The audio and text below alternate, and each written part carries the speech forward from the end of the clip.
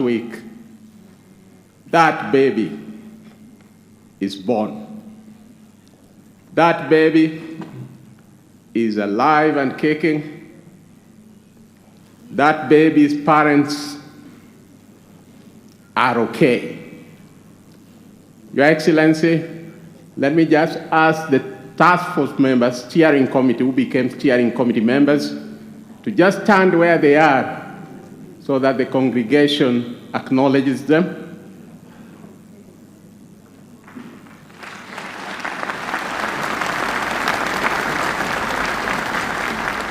They are together with the joint secretaries there.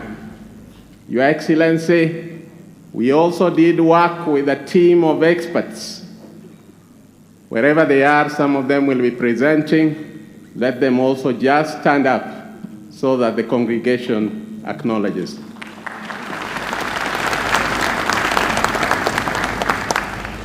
Your Excellency, we also had a very youthful and vibrant secretariat that worked with us throughout. If they can also just stand up wherever they are so that the congregation can acknowledge. Your Excellency, more than 2 years ago, when the task force was put in place, through a gazette notice, we went about our task, and we went to all the 47 counties. In our going to those 47 counties, we ensured that all the 290 constituencies were represented in the deliberations. As we went to those 47 counties, we also ensured that the different cleavages within the society appeared before us. This included the youth, women, persons living with disabilities, the elderly, the civil society, religious groups, and the political class. Other than going to the 47 counties, we also had what we called KICC stakeholder meetings. We had representatives from all the arms of government appearing before us. The executive component appeared, the judiciary component appeared, the parliament component appeared. In addition, constitutional commissions appeared. Trade unions appeared, whether COTU, NAD, the health sector. We also had civil society groups appearing. We had experts appearing. And in addition, Your Excellency, we received written memoranda either by email or before our secretary. Your Excellency, when we thought we were going home in November, you again found it fit to invite us now as a steering committee to the implementation of the Building Bridges Task Force report. So we became a steering committee.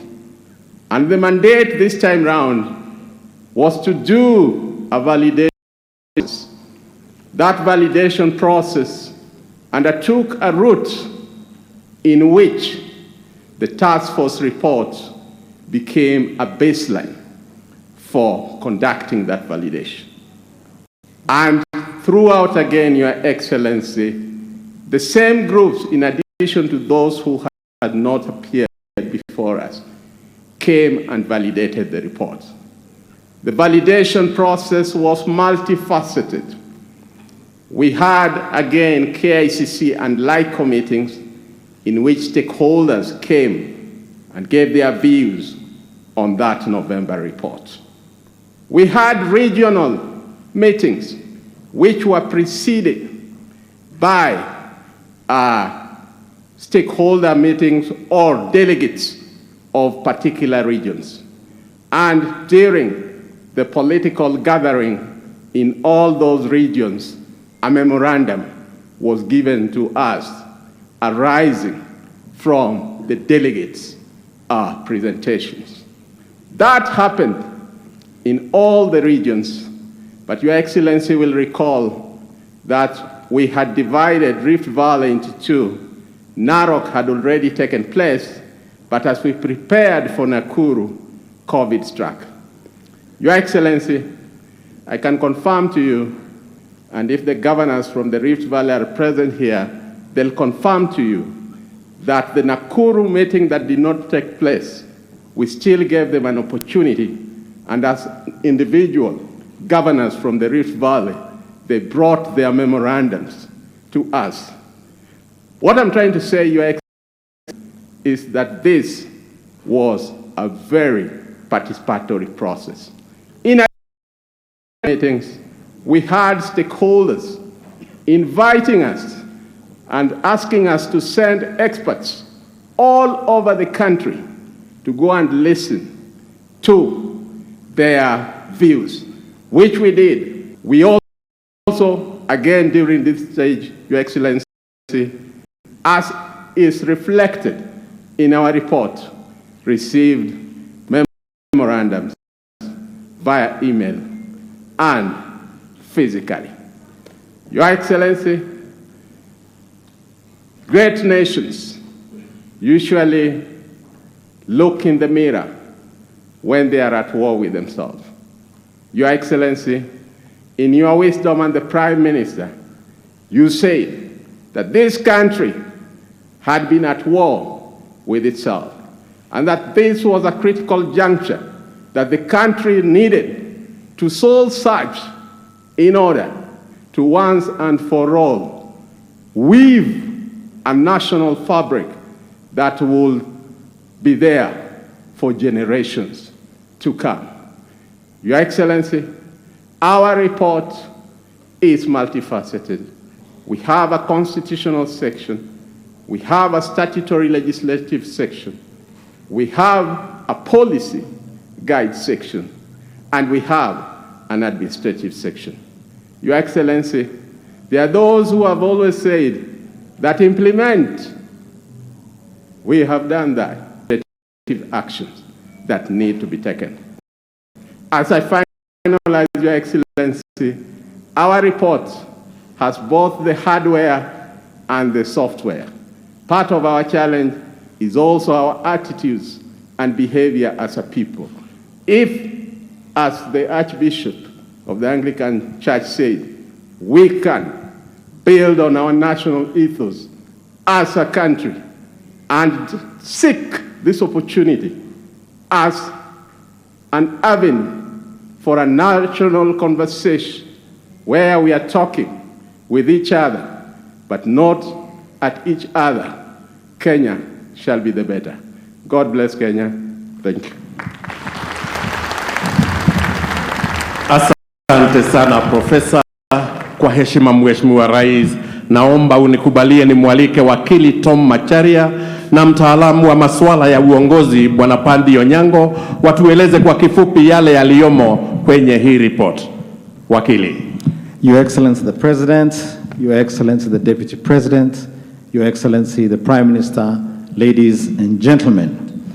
The steering committee heard from Kenyans that no nation can prosper or thrive without a binding set of values, ethos. And therefore they recommend to you, Kenyans, a philosophy which they called Utu, which is an emphasis on our common humanity in nation building rather than the common enemy identity politics that have sometimes divided us over the last 5 years. They have provided you with a set of policy doctrines and guides that you're to discuss as a basis for future policy formulation in this country. They've also included in the bill, in the proposed constitutional bill, an article on responsibilities that every Kenyan can look to cultivate national unity on the basis of respecting Kenya's ethnic, intellectual, economic, and cultural diversity. They request and recommend to you that we orient our education system to train us for value creation rather than value extraction. On the question of devolution, economic issues our war on poverty and shared prosperity, they came up with a concept they called the No Kenyan Left Behind. And here's what they have for Kenyans. A constitutional authority for shared prosperity, which is captured in an article on the economy, which is to be implemented together with many legislative measures, and which they came up with a concept called Biashara Mashinani. One of those things they intend to do, or they recommend to you, is increase the county shareable revenue from 15%, the minimum, to 35%. They recommend the creation of a ward fund where 5% of all county revenue will be paid into. The fund will require public participation in project identification and implementation. They recommend a statute known as the Prompt Payment Bill for the payment of invoices for the supply of services and goods to government, where invoices should be paid within a period of 60 days and a tribunal to resolve any disputes as regards outstanding payments. They recommend a one-stop shop, incubation shops and centers all over the country, beginning initially with the counties and going to the wards, where everybody who has a micro-enterprise, a member of the youth, women, will be able to obtain contracts under AGPO, capital under Youth Enterprise Fund and the Women Fund, counseling in the form of information and support and prosperity for all small businesses. For the youth who leave colleges and even for those in universities, they recommend a 4-year moratorium once you leave college on higher education loans board loans. They recommend, again for the youth and for some of the older ones as well, state responsibility for infrastructure that supports the digital economy so that we can sell farm produce and cottage industries right from our villages digitally. They recommend for county that the resources be allocated on their progress in eradicating wastage and corruption and attaining Article 43 rights. These are your rights to health, your rights to housing, your rights to food security, education, and social security. The more you use money, the more money you get. They recommend that the president once a year, during the State of the Nation address, indicates to the country what steps the nation has taken to implement the rights on health, housing, food, education, and social security. The steering committee recommends the simplification of tax laws and broadening the tax base so that taxation policy encourages rather than suppresses business. They encourage closer commitment to our East African community and project and trading partners, which they see as integral to our prosperity. They recommend that in the governors, among the governors, that if the governor is male, then he should or she should consider a member of the opposite sex for their running mate.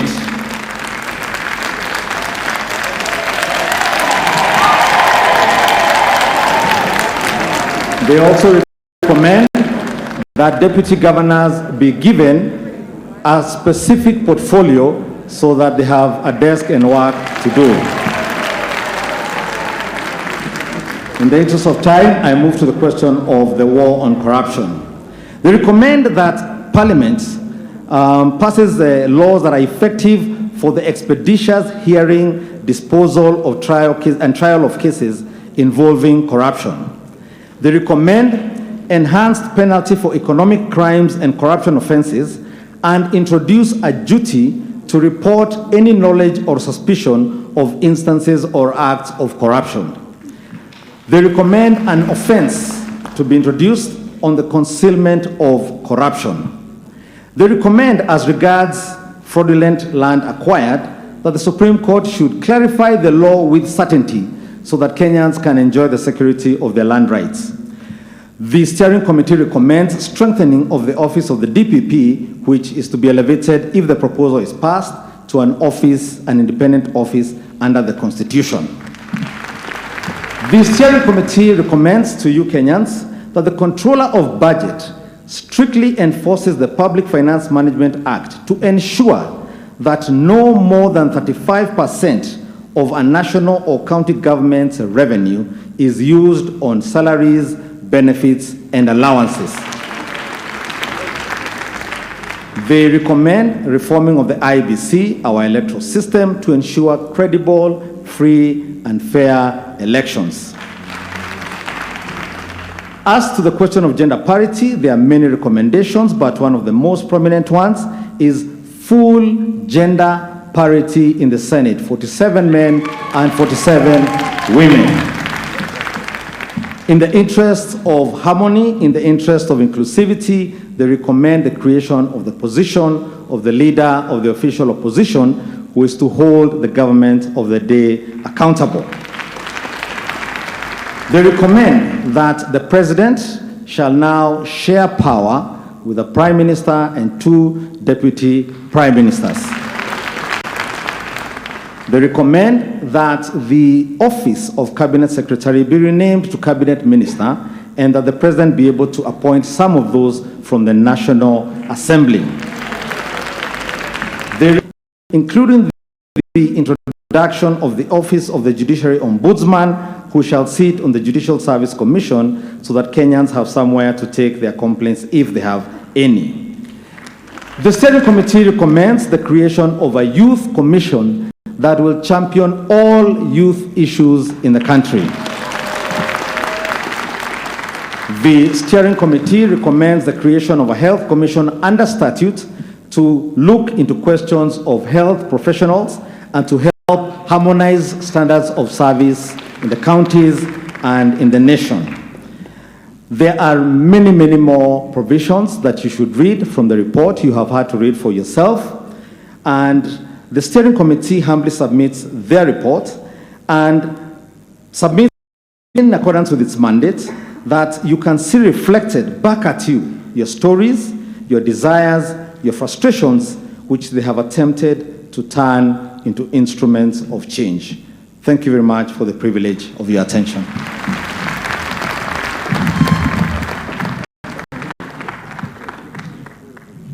Asante sana wakili, na sasa nitamwalika mtaalamu wa masuala ya Bwana Paddy Onyango aendelee kutufafanulia yale yaliyomo kwenye ripoti ya BBI. Paddy Onyango.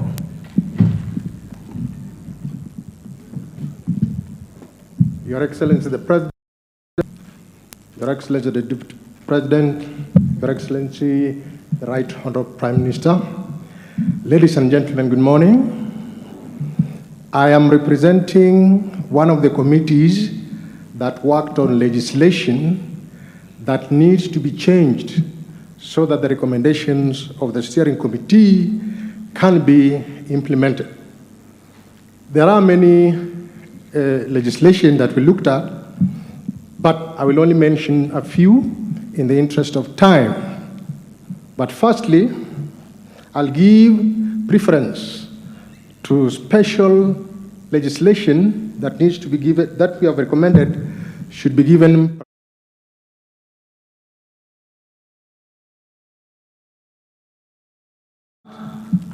which has taken 11 years to try and repeal.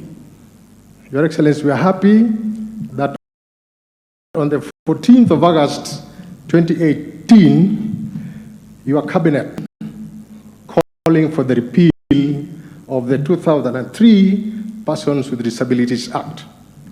Secondly, under the special category, we have the Kenya Sign Language Bill, which takes care of the deaf, that should be fast-tracked. Under the special category, and finally, Your Excellency, on 26th of March 2015, in your State of the Nation address, you offered apologies to Kenyans for the historical injustices suffered, and you directed the Treasury to establish a fund called Restorative Justice Fund. In recognition of that, and to give effect to that directive, we have proposed the enactment of legislation known as reparative and restorative justice, which then will be considered at Parliament. The essence of this is that all historical injustices, as covered in the Truth, Justice and Reconciliation Commission, will be implemented within a time frame. And you know some of these, the Wagala massacre, for example. Initial killings, people have been assassinated over time. Now the committee has recommended that these be given priority. On the other legislation, which are facilitative of the recommendations that are contained in the constitutional proposals, which my colleague Tom has presented, I will start with the elections laws. There are many of them. One is the IBC Act.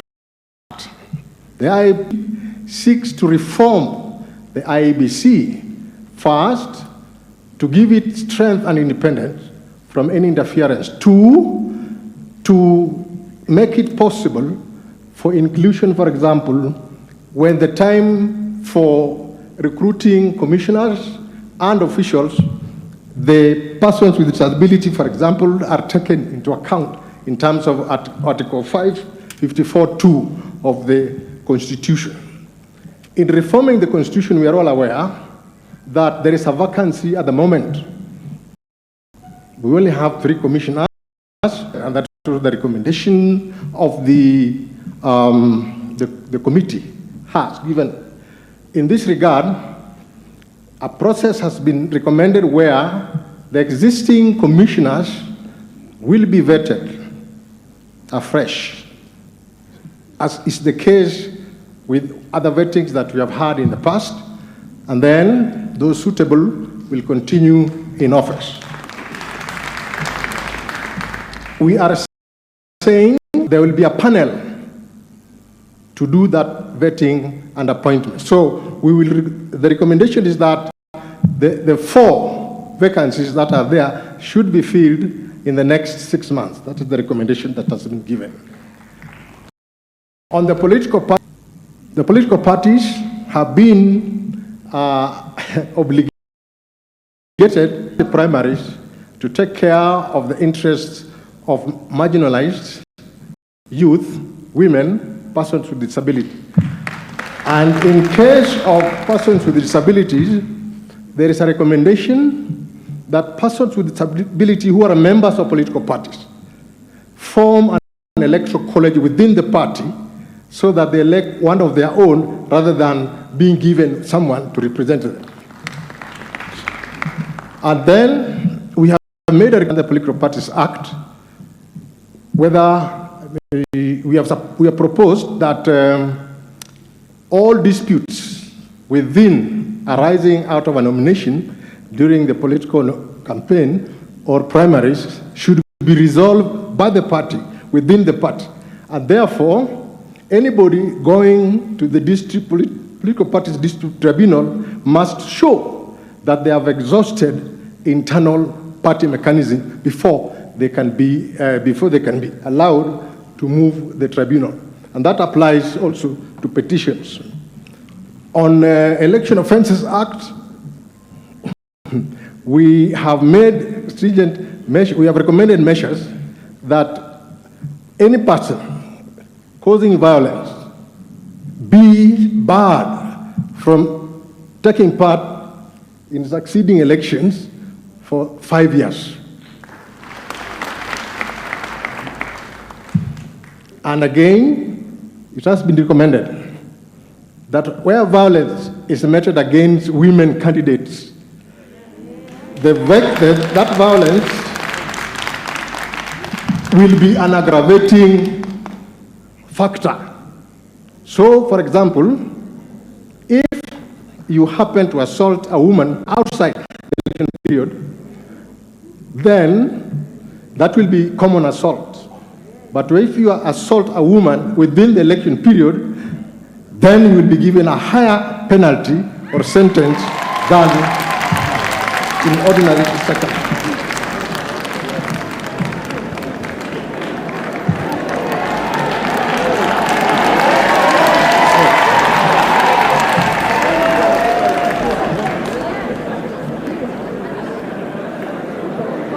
Yes, on election campaign financing. On election campaign financing. There is a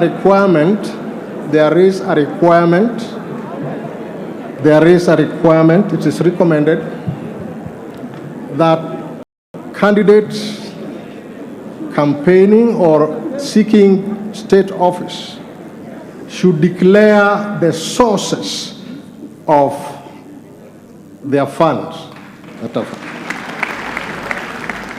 The idea is to save the sovereignty of the country and to ensure that we have the right people in leadership to do the right thing. I now come to there are others, but now we'll go to the police. We are recommending that IPOA be elevated to the status of a commission, a Chapter 15 commission, for purposes of oversight and ensuring that there is discipline in the police force, so that issues of extrajudicial killings associated with the police should be a thing of the past. I have just seen Baby Pendo is here, the parents of Baby Pendo is here. That is something which should be a thing of the past in our existence. I don't want to go further. There are others my colleagues have mentioned, and I would like to leave it there for now. Read the legislation, read the administrative function. Yeah.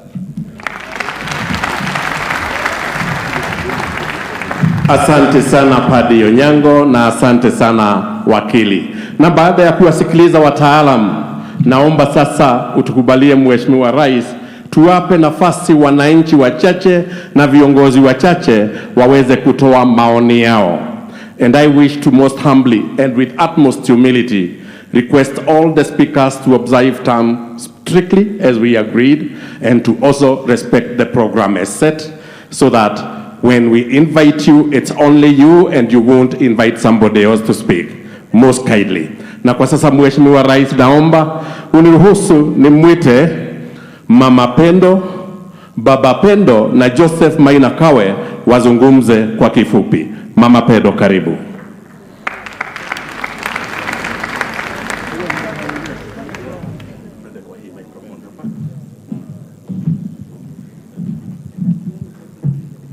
Mheshimiwa Rais, mabibi na mabwana, habari ya asubuhi. Kwa majina naitwa Lensa Chieng, mimi ndio mamake Pendo, na kama familia ya Pendo, si tumekuja kuhubiri amani ili tusonge mbele.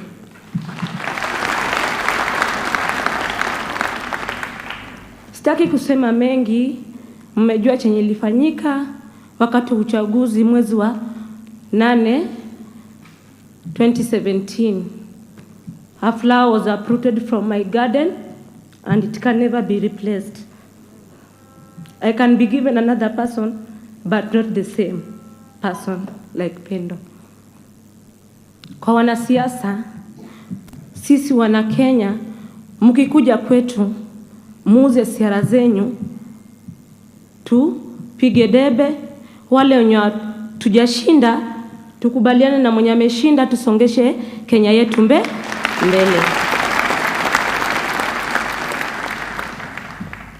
Na mnapokuja kwetu, mchunge chenye inatoka kwa ulimi yenu. Msifanye sisi youth tupigane na nyinyi mnaendelea mbele. Wewe sema tu yako yenye uko nayo, tukubaliane nayo, vile BBI tujisomee. Nikikubali nipige tick, nikikata nipige X. Tusongeshe Kenya mbele. Na nawaomba wanasiasa, ikuwe mwisho kwa kitu ilitendeka 2017, mwanamke yoyote asilie mtoto wake, na familia yoyote isilie mtu wake. Msituache sisi victim tubaki na pain and agony while you move on. Wakati yenye tumepata msiba, kuja kwetu uangalie how are those victims faring on, and let the relation move on. President Uhuru Kenyatta, I've never seen you face to face, but I know you are a cheerful person, and I was happy when Honorable Raila came and shake hand so that we can move the country forward. Ndio maana nasemanga mwanamke anakuanga gangari. Mwanamke unzampiga, mwanaume anzapiga mwanamke afure uso. Akiamka asubuhi jirani amuulize nini nilikufanya, atasema liteleza, na atacheka ili asitoe hiyo uchi hivyo. Tusitoe uchi wetu. Tukue kama mwanamke gangari. Asante. Asante sana Mama Pendo. Asante sana. Niombe sasa umshike mtoto Baba Pendo naye aweze kuja kusema kwa kifupi. Baba Pendo, karibu.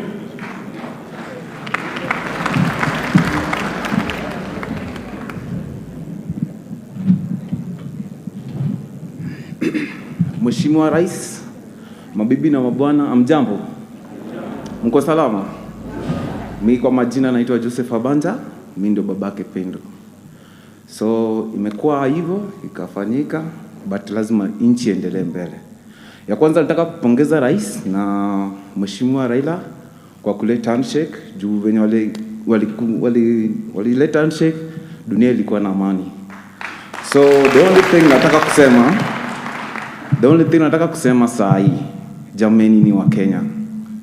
Wakenya tuko watu wazuri. Tusidanganyane hapa ati siasa hivi ikifika saa ya nini matusi pale mtu anakuja na kumalizia hasira na huko kwa hapo. So ituweke tu kama like I say like a football pitch. Patana Gor Mahia na FC, Gor Mahia imepiga FC imepiga Gor Mahia, maisha yanaendelea mbele. Hakuna mtu anauliwa. Si ndio?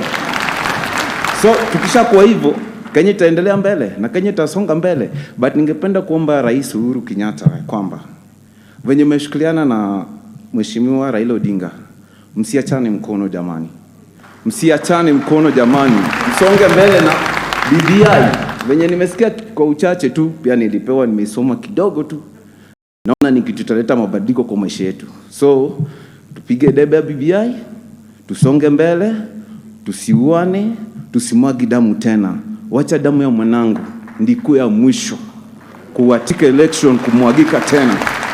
Wacha damu ya mwanangu ndiko ya mwisho. Kwa hiyo machache tu nasema asante, na Mheshimiwa Rais, kumbuka familia ya Bibi Pendo. Msituache hivyo sana bwana. Mmetuacha tunateseka bwana. Asanteni.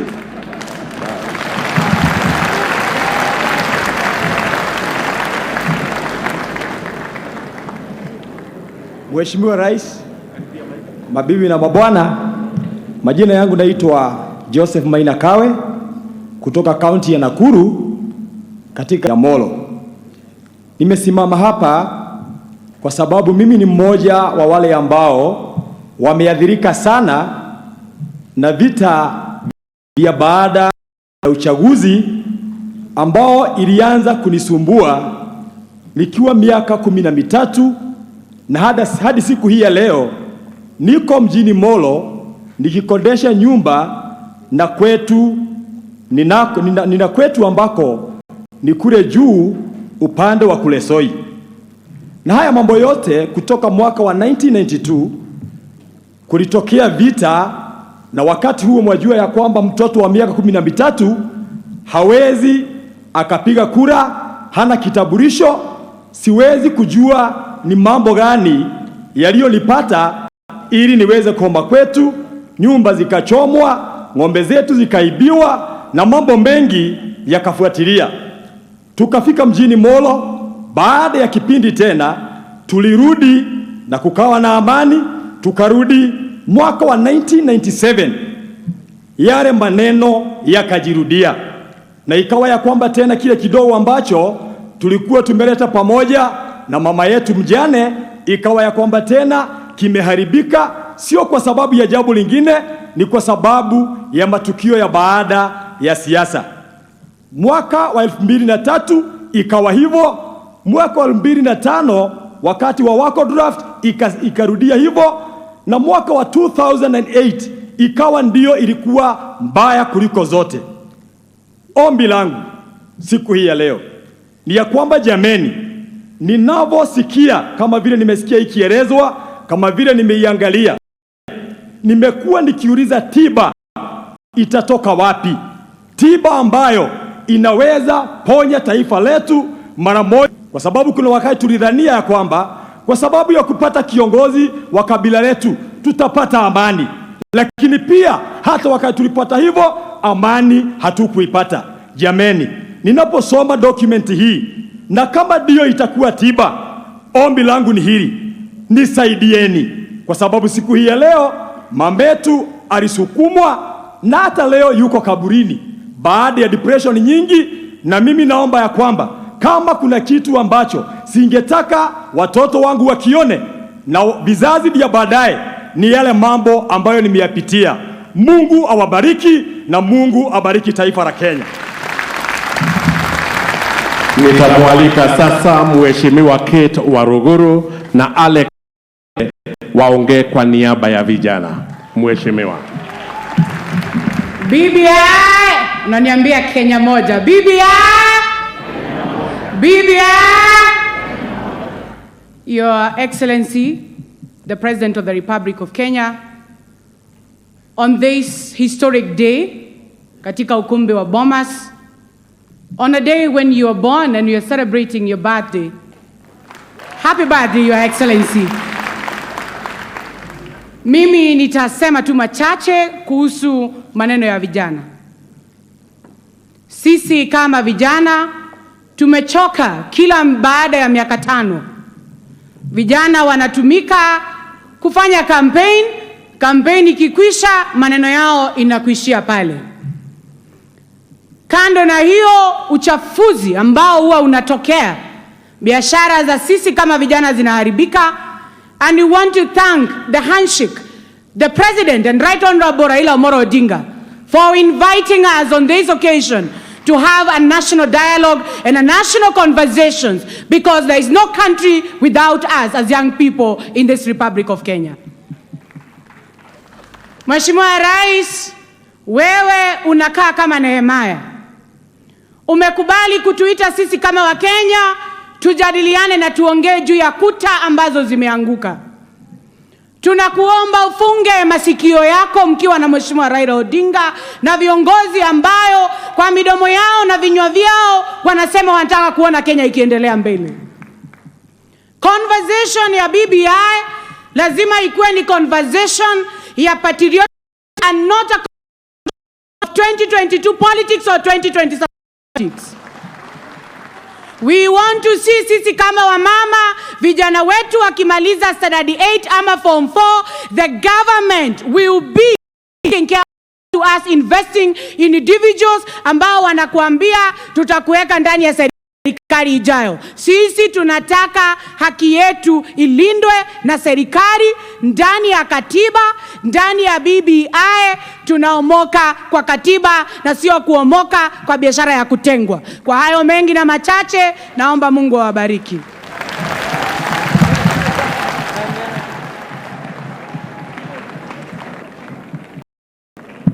Your Excellency the President, Your Excellency the Deputy President, the Right Honorable Prime Minister, it is with profound humility that I stand before you today representing the more than 39 million young people of our country. Your Excellency, it is the former J.F. Kennedy who said that the future prospects of a nation can be directly measured by the kind of investment that its leadership bestow on the young people. And as I stand here today, I know when the introduction was being done that the head of secretariat of the BBI task force together with the secretariat are actually young people. That it was actually very inconceivable that a young person from the western region, Trans Nzoia County for instance, can have the opportunity of standing and addressing such a gathering in Kenya today. If that is anything to go by, then the future of Kenya is indeed luminous. Your Excellency, first allow me to join the other speakers in congratulating you and the Right Honorable Prime Minister for the magnanimity introducing the handshake that has given birth to the BBI. One thing that I'm sure of is that when the history of our nation will be written, your names will be written in the golden pages of that book. Your Excellency, allow me secondly to appreciate the task force because they went round and they collected the views and aspirations of the young people. And I can confidently report to you today that the views, the aspirations and the perspective of the young people are in the document as we speak. In the annexure of that document, the task force recognizes the youth as a special segment upon which the full cohesive and prosperous nation will be built on. Secondly, Your Excellency, the youth of our country have been feeling that they have been left out. And we have a common cliche that if you're not on the table, then you're on the menu. And the youth of this country have been on the menu for far too long. At this particular moment, I'm happy and elated as any other youth from this country that the report gives us a table on the seat by introducing a youth commission that will ensure our issues are mainstreamed and that we have serious engagement with government and other non-state actors. Secondly, we have a problem and a very great challenge in terms of unemployment and unemployment of the young people. It in three phases. That one, we have TVETs that are able to train our people with skills and so that they can be able to develop our country. And secondly, we have the Biashara Mashinani that is implement. And thirdly, we have business incubation centers that are going to the ward level. With all this together, merged together, you can be rest assured that the young people at Mashinani are going to change their prospects and also the prospects of this country. In the language of Mashinani, I can tell you, Your Excellency, vijana wanasema ya kwamba mbogi za mtaa zinaenda kuomoka na BBI. Lastly, Your Excellency, as we celebrate the gains that are going to come with BBI, we should also be wary of the political class. And as the youth of this country, we've experienced the politicians who have mastered the art of conning, conniving, confusing, and taking advantage of corners with their future. We are here today to give them notice. We've seen some of them who are parading inventions that happened during the 16th century of a one-wheel machine. And we are telling them this morning that the 16th century inventions cannot be used to solve the challenges of the 21st century. Because reggae is back, Your Excellency, because reggae is back, allow me to quote Bob Marley, and he sang and said that you can lie to some people sometimes, you can lie to some people all the time, but you cannot lie to all the people all the time. In conclusion, Your Excellency, Martin Luther King said that all of us, and I paraphrase, that all of us must endeavor to fly. But if we cannot fly, then we run. And if we cannot run, then we walk. And if we cannot walk, then we crawl. The message of the young people today is that they will going to fly with you, that they are going to run with you, that they are going to walk with you. And if circumstances force us, then we are going to crawl with you to ensure that your legacy is secured and delivered, and also that the prospects of the BBI are united. Thank you very much. Asante sana. Asante sana. Mheshimiwa Mishiboko, Rene Mayaka na Governor Charity Ngilu wataongea kwa niaba ya kina mama. Mheshimiwa.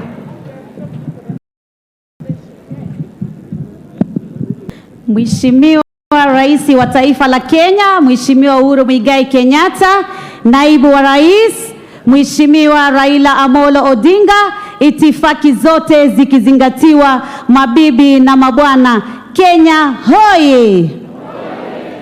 Waswahili wanasema hayawi huwa. Leo tumefikia siku mwafaka, siku muhimu ambayo tunazindua ripoti ya BBI, ripoti ambayo ilikuwa inazungumzia kujenga madaraja ya kuleta amani katika taifa letu la Kenya, madaraja ya kujenga umoja katika taifa letu la Kenya, madaraja ya kuleta ufanisi wa maendeleo katika nyanjani.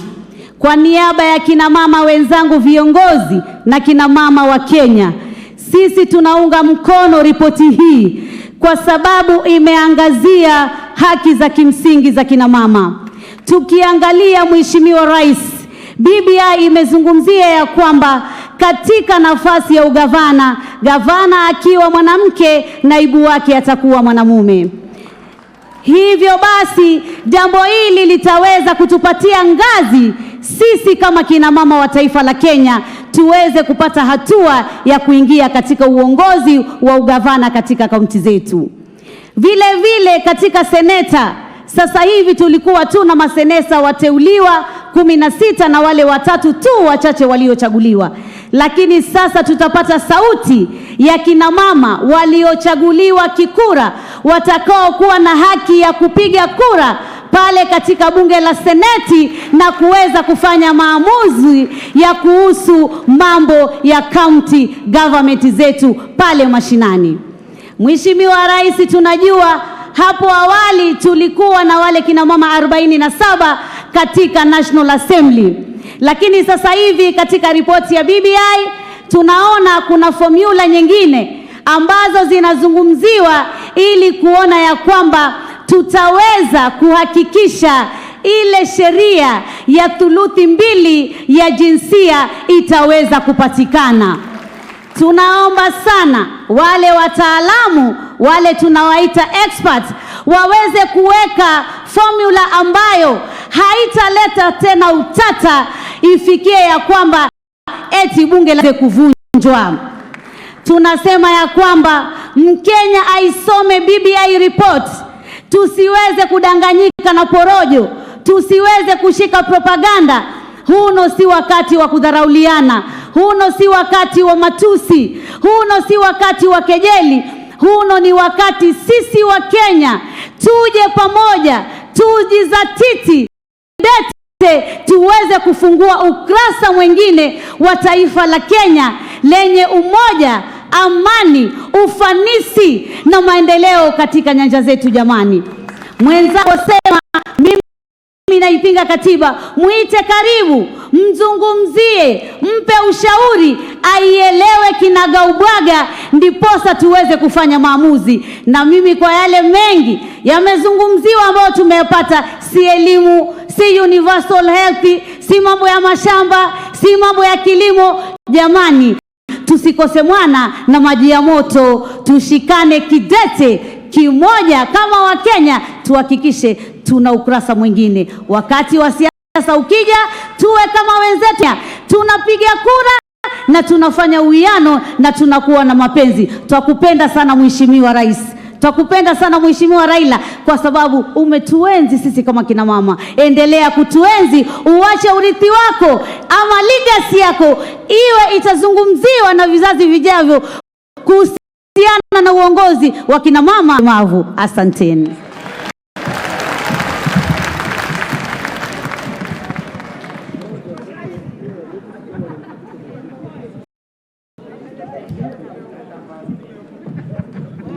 Your Excellency, the President of Kenya, ladies and gentlemen, all protocol observed.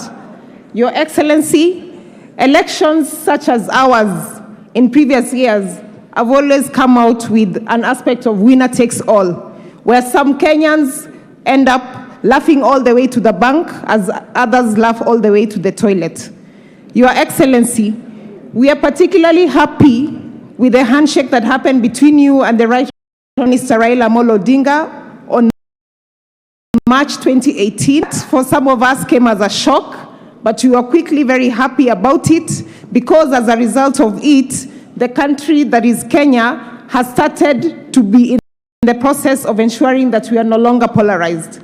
Your Excellency, as the women of Kenya, we are particularly very happy with the BBI. Wamama tumefurahi ama tujafurahi? Tumefurahi ama tujafurahi? We are happy, Your Excellency, because in particular when I talk about the Senate, where now we will have our women being able to vote, and now we even want to have the formula coming back so that the women of Kenya in the Senate can actually vote for a higher percentage for water, and they can vote for a higher percentage for women empowerment at the county level. Your Excellency, we are happy with the Youth Commission, that we must say right now that we want it to be explicit leaving no room for maneuvers. Your Excellency, as a member of County Assembly from the County Assembly of Nyamira, we are particularly happy with the 35% that is coming to the devolution. We are also happy with 5% for ward development, because this has been a thorny issue for many members of county assemblies for a very long time. At least now we are able to ensure that Article 35 is taken care of.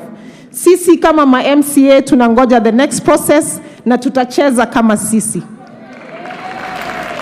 Your Excellency Kenyan, I recall that one day on the 25th of July 2019, together with 4 other young ladies, you gave us a platform as presidential candidates in a reality TV. And because of that platform, Your Excellency, I want to assure you that together with other like-minded young Kenyans, we are starting a Baraza la Vijana forums to enable our young people have discussions on the BBI report so that we can make informed decisions.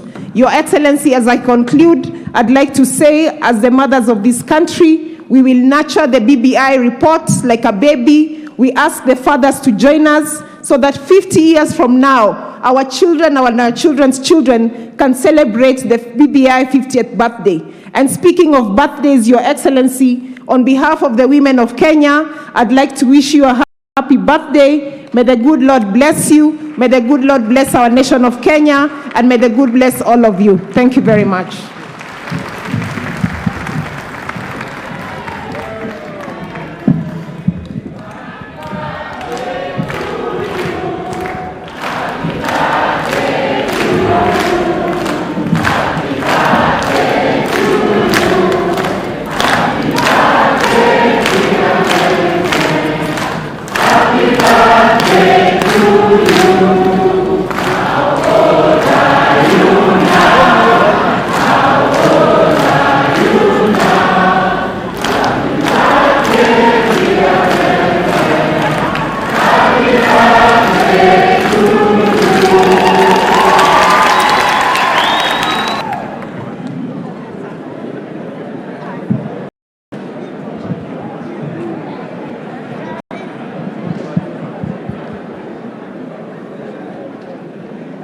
Your Excellency,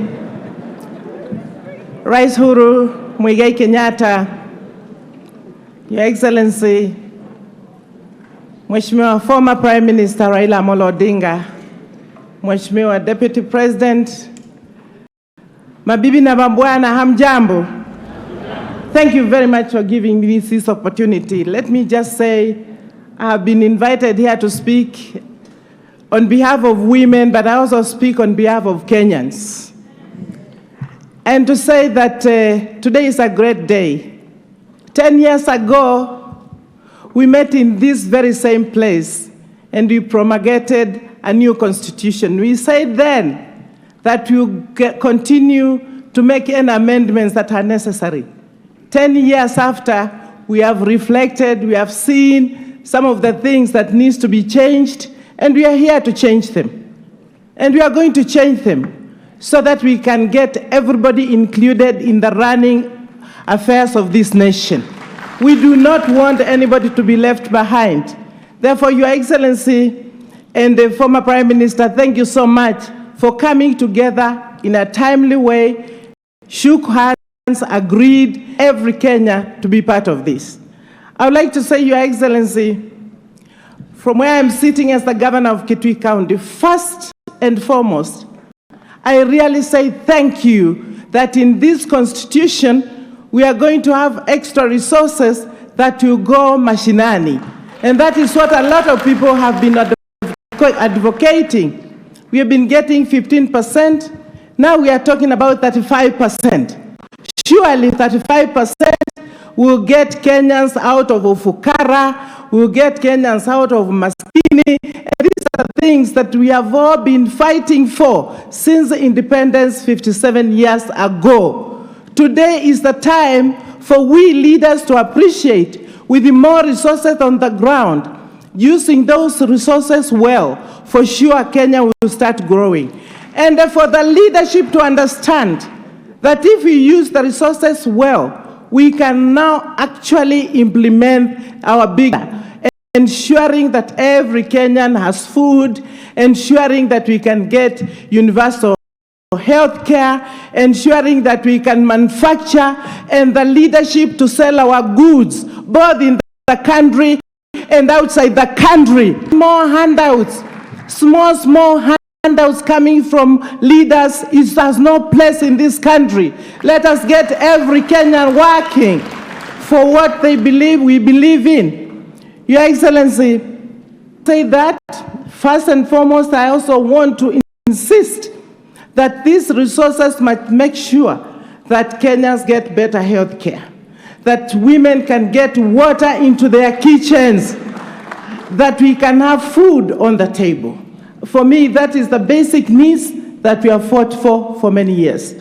Your Excellency, National Assembly issue of 2/3 gender rule has not been addressed in this proposed constitution. Remember, there is a serious threat of Chief Justice Maraga that we must have the 2/3 gender rule. And when they say that, it is not others, it is we women who are targeted. Your Excellency, the 7 depositions that will be given to the National Assembly, then put it there that they will all of them go to women, all of them, without exception. Your Excellency, you know, I wear 2 hats. I'm a party leader, and I'm also a woman, and I'm a governor, and the only one governor you didn't even call. So let me take 3 minutes. Your Excellency, finally, the executive is very silent.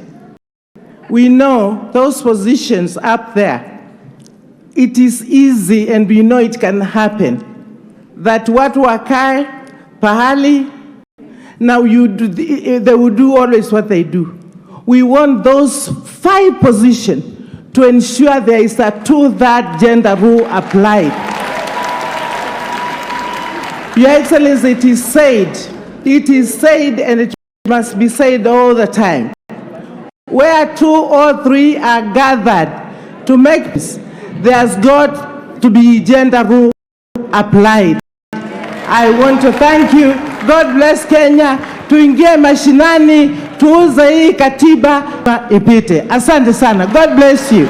Asante sana Governor. Atakayetoa maoni yake sasa ni Ashura Michael na atasaidiwa na mtafsiri Flora Atieno.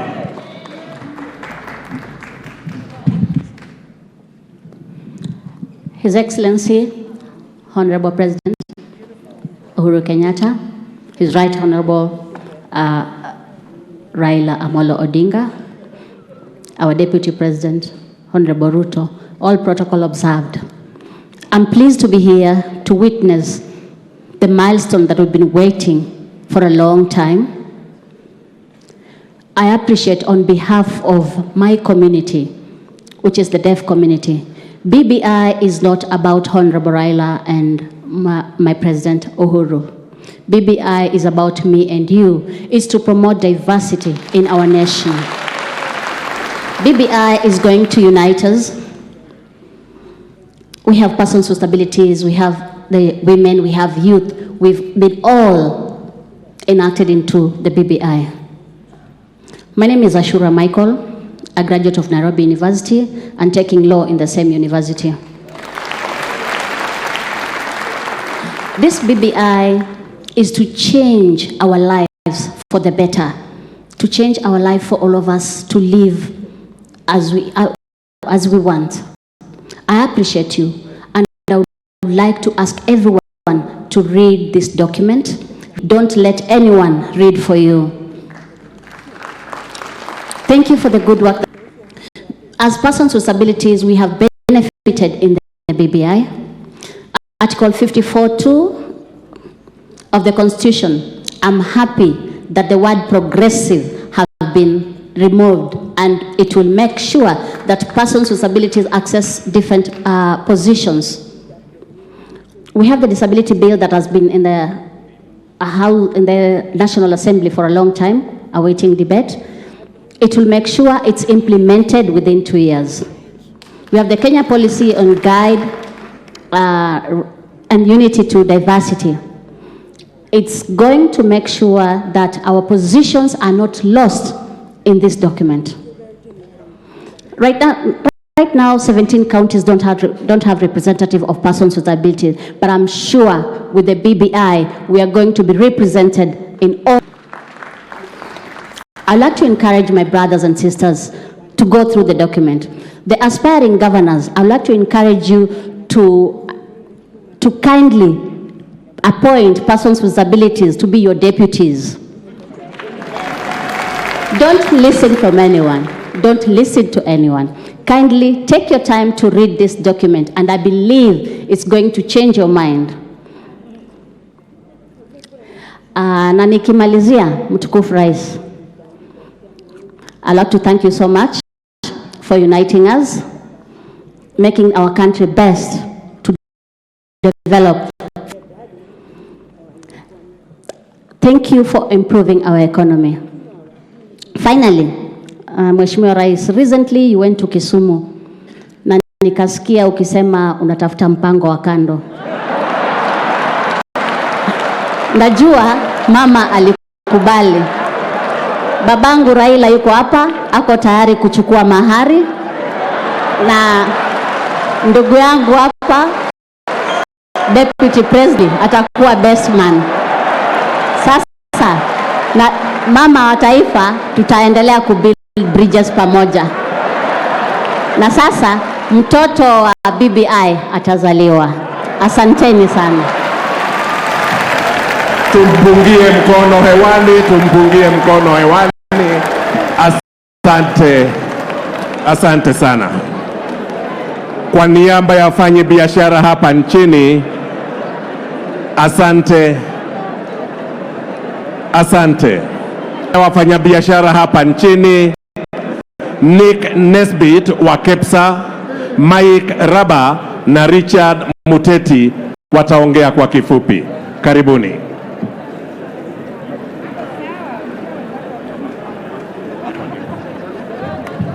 Nick, we strictly 3 minutes kindly to move the program.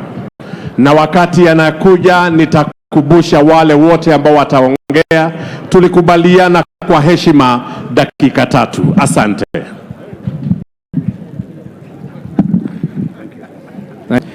Your Excellency, good morning, happy birthday on behalf of the private sector and everybody. Right Honourable Raila Odinga, Deputy President, Honourable William Ruto, distinguished guests, all protocols observed. Good morning, everybody.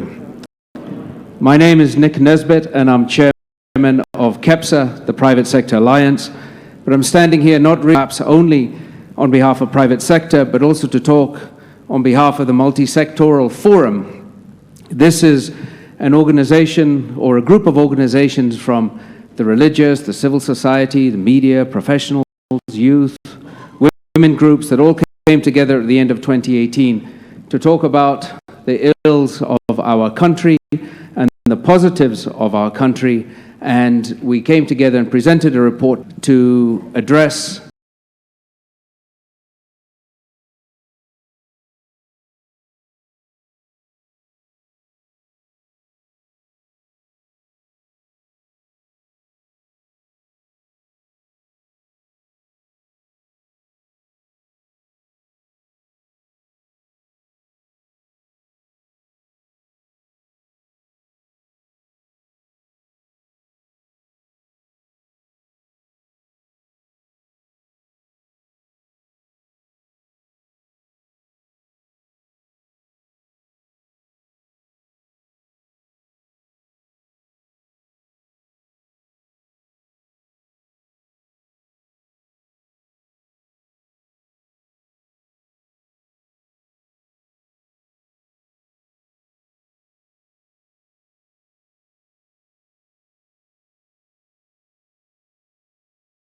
all become our brother and sisters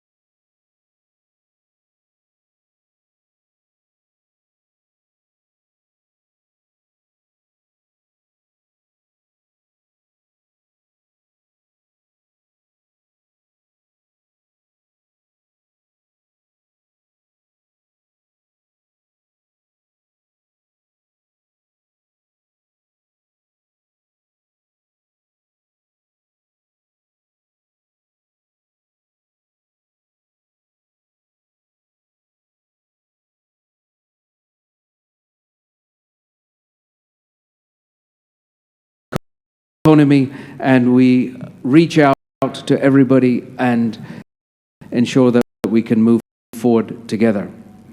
So I just want to say thank you that our report was included. We, as business people, always do handshakes. We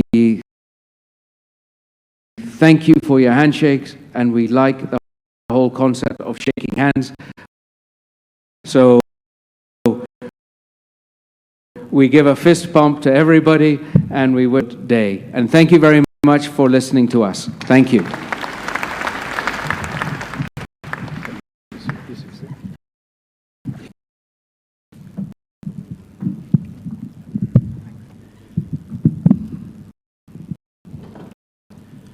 Your Excellency, the President, Your Excellency, Deputy President,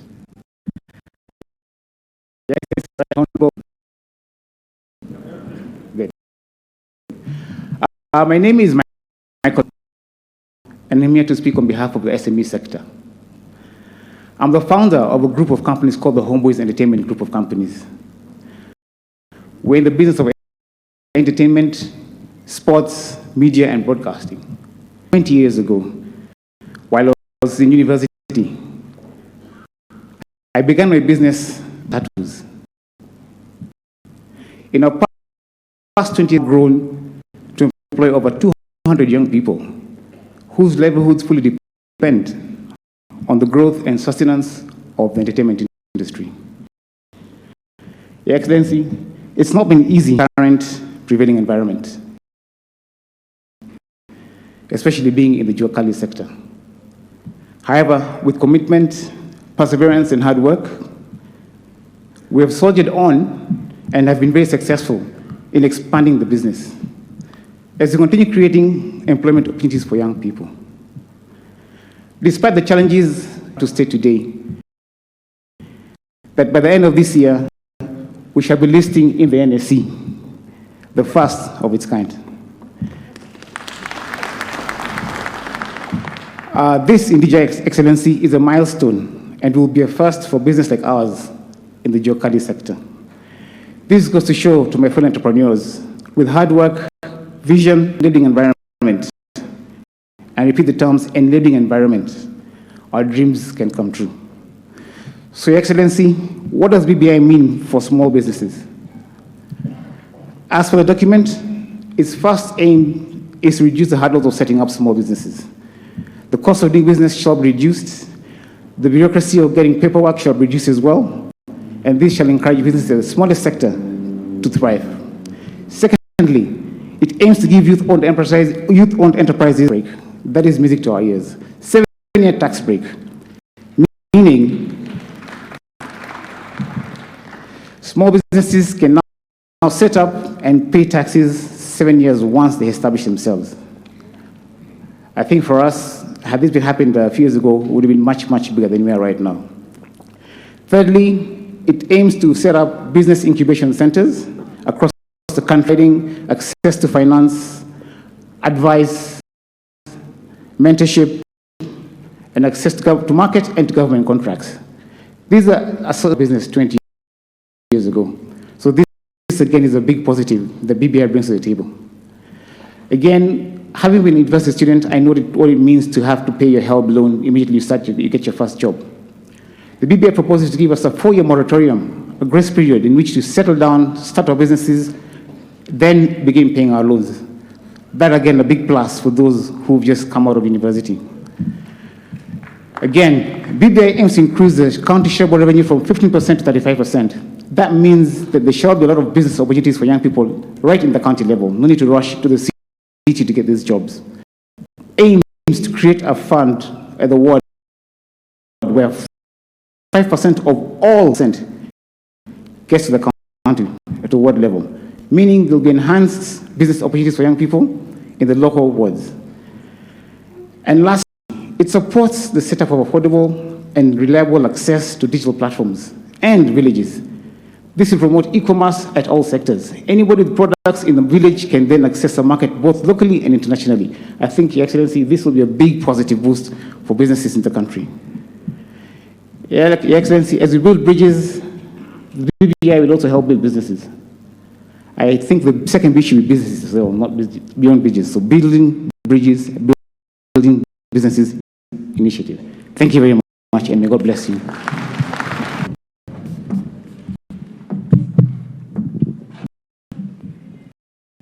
Your Excellency, the President of the Republic of Kenya, ladies and gentlemen. My name is Richard Muteti.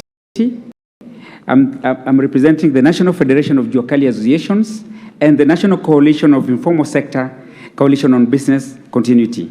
Your Excellency, I'm happy today to inform you that among the crowds, among the hundreds of people here, is the National Chairman of Kenya National Hawkers Association, Makofi kwa Hawkers, and the National Chairman of the Kenya National Federation of Juakali Associations. Your Excellency, we also have the National Chairman of the Nduthi sector, United Border Border Associations. I have just a few points today. Your Excellency, the informal economic sector is the biggest single employer in this country. It employs more than 16.4 who put their food on the table. And the informal economic sector has been the biggest victim of politicians. They are the people who vote, and they're the people who fight. They're the people who manufacture the jembes and the arrows you see. And they're the people who are confused. For the first time in this document, the SMEs or MSMEs are recognized officially by this document. It has never been recognized in this country. Your Excellency, a few points that are making us support this document, namely, the Constitution. The people talk about Kenya, the importance of the SME sector, but they have never constituted them officially and mainstreamed them, the MSME sector, into the Constitution. That's a very big plus for us. Your Excellency, MSMEs do business. The government is the biggest purchaser. Your Excellency, when our people are not paid on time, they die. Because they have nothing, they have no money to sustain themselves as the big boys. So if you give our people business and you take more than 2 months, that's why, Your Excellency, most of our people work with medicine in their pocket. But I'm happy to inform you today that this document talks about the prompt payment bill, whereby now it will be mandatory for our people to be paid on time. They will not be begging. It's going to create employment, it's going to create jobs, and it's going to give hope to millions of Kenyans in this country.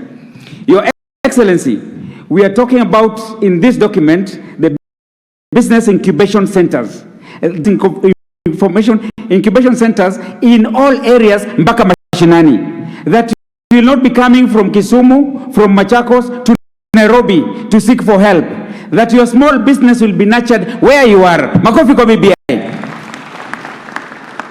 For the first time, we are also talking about business registration by the youths, the women, and people with disability, majority of whom are in the sector. This is the first time that they are going to be mainstreamed in the Constitution. The other times, imekuwa ni story na porojo. This time, they're going to be mainstreamed inside, and they're going to be measured, and their supplies are going to be appreciated. Your Excellency, lastly, we are talking about tax holidays. It has never been in this country before. Starts paying tax immediately. So he starts, is knocked by taxes, he dies. This document says, start your small business and do it for 7 years. Nurture yourself, then you will grow. Ain't it a good thing? Lastly, Your Excellency, the informal economic sector in this country, people think that it is not organized. We have an elaborate structure in this country. We have an elaborate structure in the region.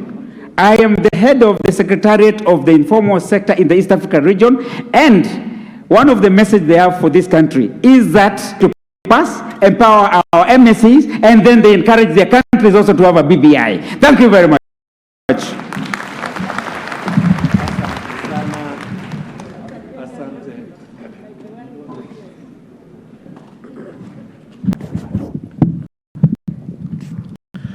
Naomba uniruhusu Mheshimiwa Rais niwaite sasa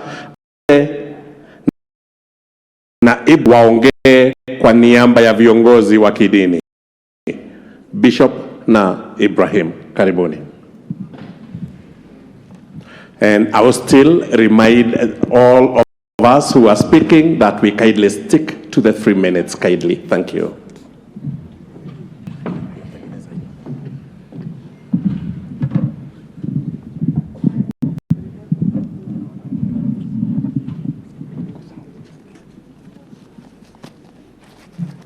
Your Excellency President Uhuru Kenyatta, Your Excellency Deputy President, and Right Honorable Prime Minister, we are delighted to be here this day. As a religious community concerned for the nation is peace, that we live in a peaceful environment where everybody is able to do that which they would want to do without interference, without fear of anything happening to them.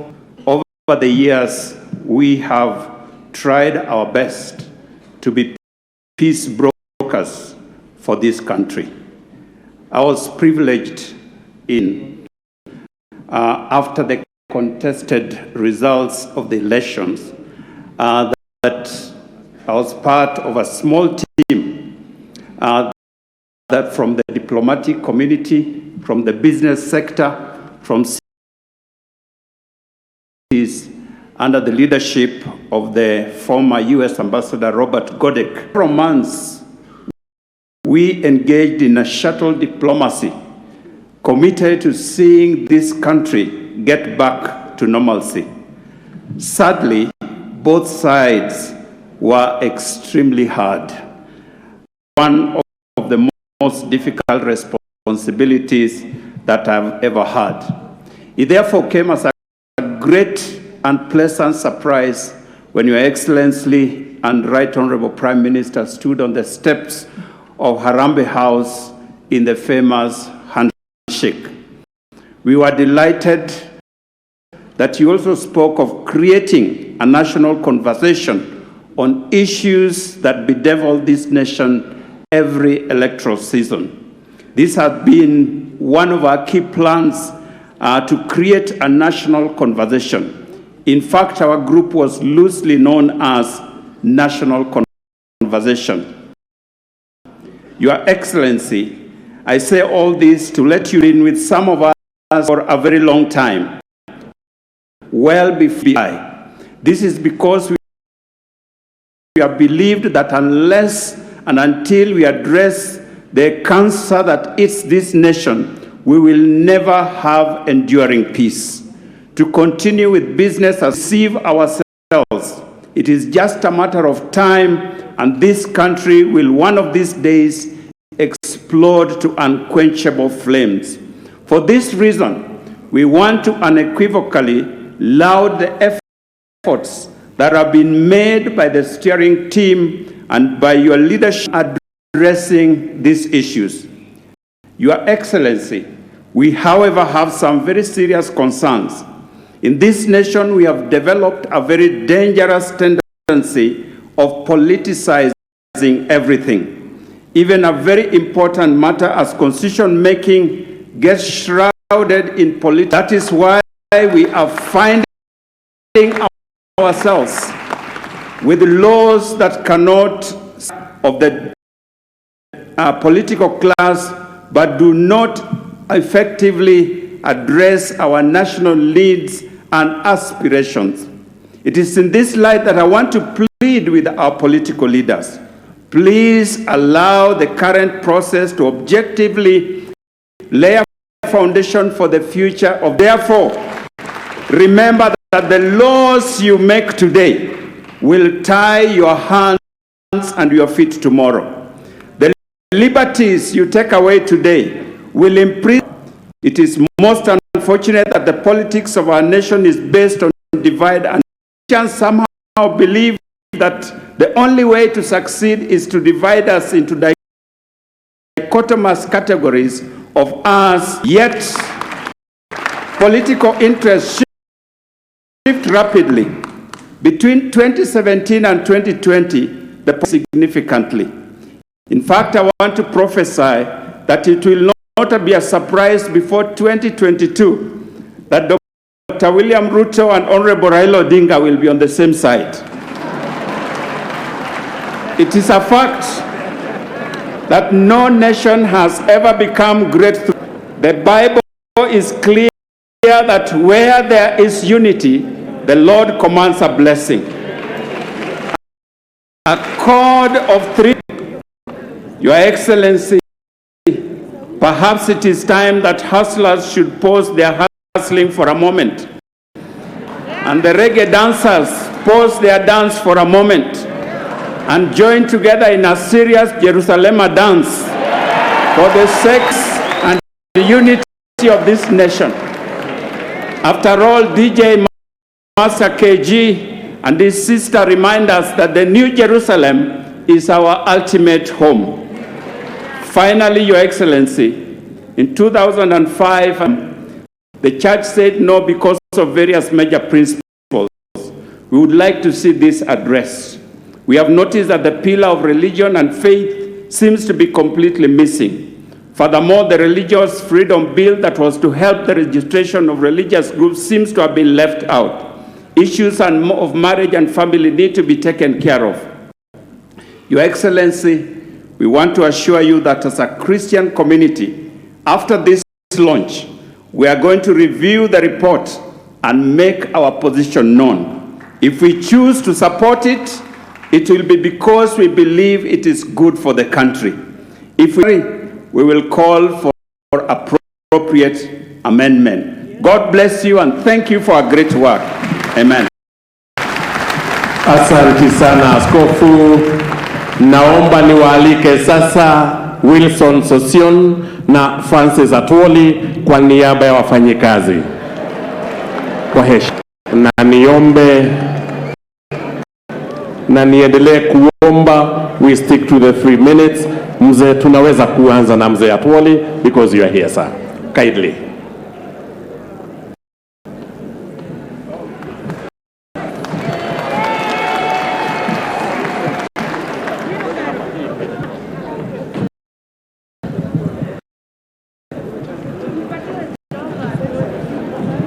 Your Excellency, the President of the Republic of Kenya, the Right Honorable Prime Minister, the Deputy President, and all.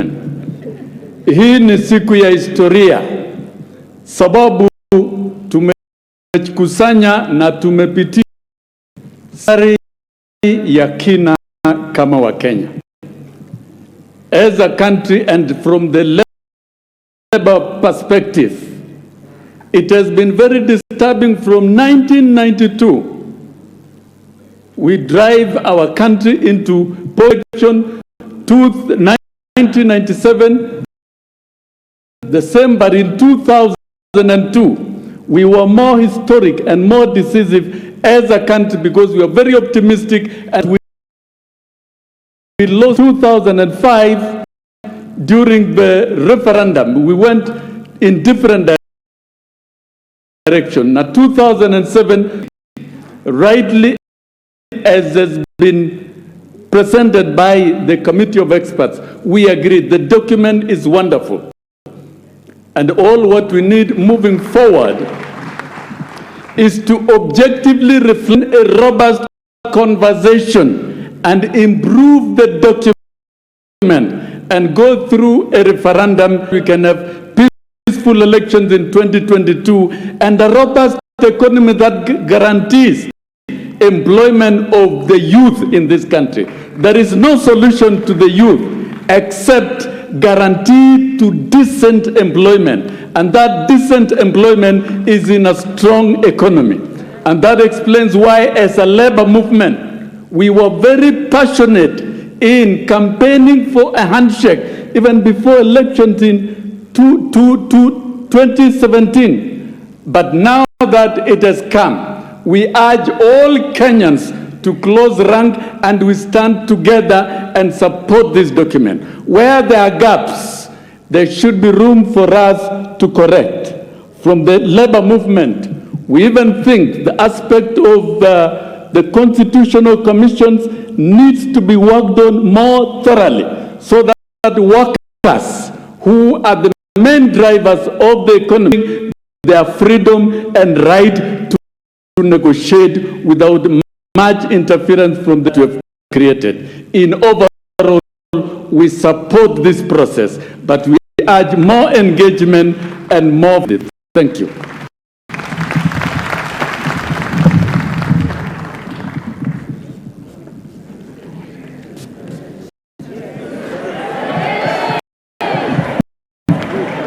Yes! Yes! Shenzi sana. Wakati nilisimama hapa last time, nikaambia hii document ni document mzuri na inataka ipigwe msasa kidogo, wengine wakapiga, na tulikuwa tunajua ni kwa nini, na nataka kushukuru Mtukufu Rais. Ulikuwa na nia, ulikuwa na sababu, na ulikuwa na uwezo, na nataka kuwashukuru wale ma-experts, na nataka kuapili kwa Kenyans wenzangu kwa niaba ya wafanyikazi wa nchi hii. Kuna vitu vingi ambavyo sisi tuliuliza kama wafanyikazi, vingine havijakuwa sawa. Kwa mfano, Migoma tuwe na Constitutional Commission ili madaktari wakae hospitali kuangalia watoto wetu. SRC na madawaya wako hapa, profesa nilikuwa mwenyekiti mdogo wa steering committee. Unajua hii kitu inaitwa SRC, it contradicts the ILO Convention number 87 and number 98 on free collective bargaining. And Kenya is a signatory to that convention, and the ILO domesticated one of our current constitution. Kwa hivyo hiyo ni kitu ya kutolewa kwa ajili mshahara wako ni kati yako na mwajiri wako. Hiyo tutaangalia. Jambo lingine sisi tulikuwa tumeuliza, ilikuwa ni mambo ya special seats for special interests. We need to have a constituency. Brothers Osion don't need to go through ODM to represent workers in parliament. We need to have our own constituents as workers, and at our governing council we elect our representative to represent us in parliament, not through my party can.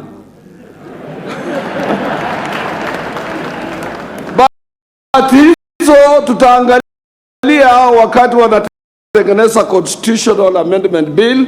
Kama haiwezekani, jambo kubwa liliangaliwa, mambo ya all inclusiveness.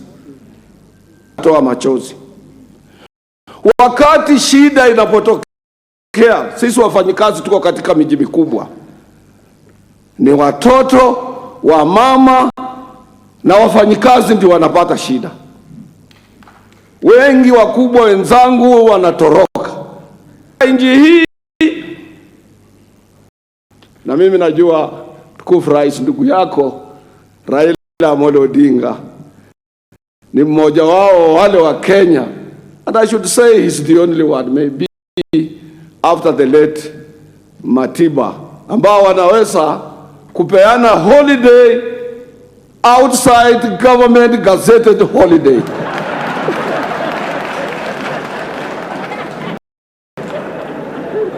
Kwa hiyo ndugu yako akitangaza tu hapa saa hii watu wasiende kazini na waende Uhuru Park,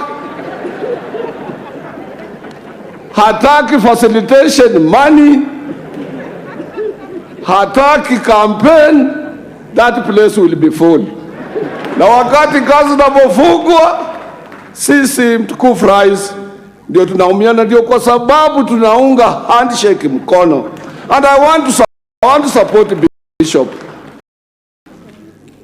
Politicians, a politician na yule anatakia watu wake mazuri. Please, sisi 2022 ni mbali. Njaa iko sasa. Na mimi nataka kuambia hivi, na msikie, na hii ni ya mwisho, nipe dakika moja. I'm an elder and there is no other elder in this Republic of Kenya. When we were growing, tulikuwa na polytechnics. Kazi ya hizi polytechnics ilikuwa ni kufundisha tailoring, mason and what have motor mechanics. Wale mechanics wa siku hizo ambao walijifunza hiyo kazi, ukiwapatia gari la sasa ambalo na automatic, computerized, hawawezi kuendesha. When I was growing, I was trained as a telephone technician. Sasa siwezi kutengeneza. People are talking of digital economy, blue economy, smart economy. Tusielekeze watoto wetu kwa mali. The world is changing fast and we need, na tunapeleka watoto kwa shule na unataka mtatai.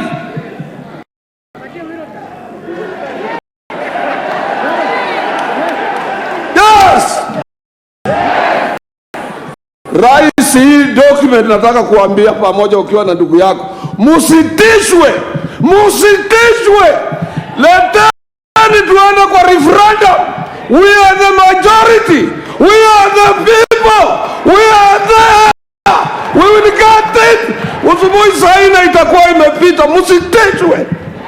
Kenyans wasitishwe, tunataka amani. My shop steward 2008 January in Naivasha alikufa akiongea na mimi because of tribal clashes. We don't want to go there. Na tusitishwe sisi, tusitishwe.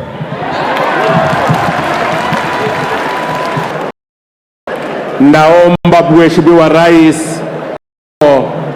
niwaite sasa Reverend Dr. Samuel Kobia wa NCIC na Bwana Degwa Wahome aliye mwenyekiti wa County Assemblies Forum.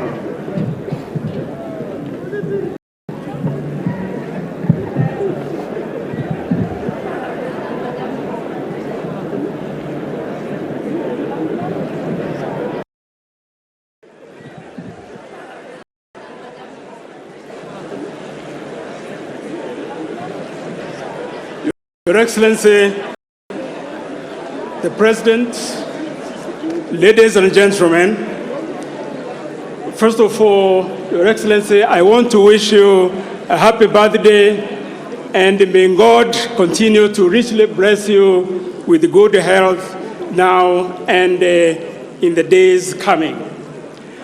I am thankful for the opportunity to speak during such an important milestone in our collective quest to refine the way society is organized and governed. Building a just, peaceful, and cohesive society is an indispensable pillar of this quest.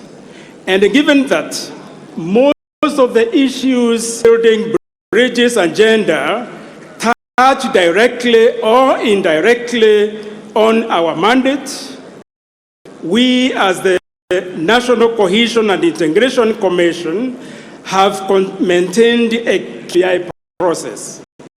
After all, we are the ones who will be expected to spearhead of a good number of its recommendations in the days and years ahead. Your Excellency, we all recall the highly polarized and tense handshake. But since then, peace and tranquility has prevailed, and the Kenyans have been able to integrate freely across the Republic, which also has enhanced integration. It is against this backdrop that we should look at today's launch of the BBI report is being launched at a time when the effects of the COVID-19 pandemic, which has exposed our class, ethnic, and regional inequalities that have long driven political polarization and fanned conflict in our country. The pandemic has also amplified fragilities in our health and education systems. The BBI recommendations should therefore, as a stimulus that will build a cohesive and peaceful society. My hope is that after we flatten the COVID-19 curve, our national revenge on the pandemic will be also to flatten the gaps in our societies. A dichotomy that, if not well considered, could easily lead us the Rwanda way. Whereas the BBI has the potential to transform our country by resolving many of the underlying issues that lead us into cyclical bouts of electoral amount of legislation will take us from a nation of blind ties to a nation. This we, and in particular our leaders, must bring to life the national values as expressed in our Constitution. The evolution of a national ethos essential to our national ideals is critical to the consolidation of our democratic gains and peaceful, just, cohesive, and prosperous society. In conclusion, I wish to confirm, Your Excellency, that NCIC will continue working to ensure the process is peaceful, leading political culture, and the infusion of healthy values and in uplifting national ethos into the lives of all Kenyans. Thank you, and may God bless Kenya.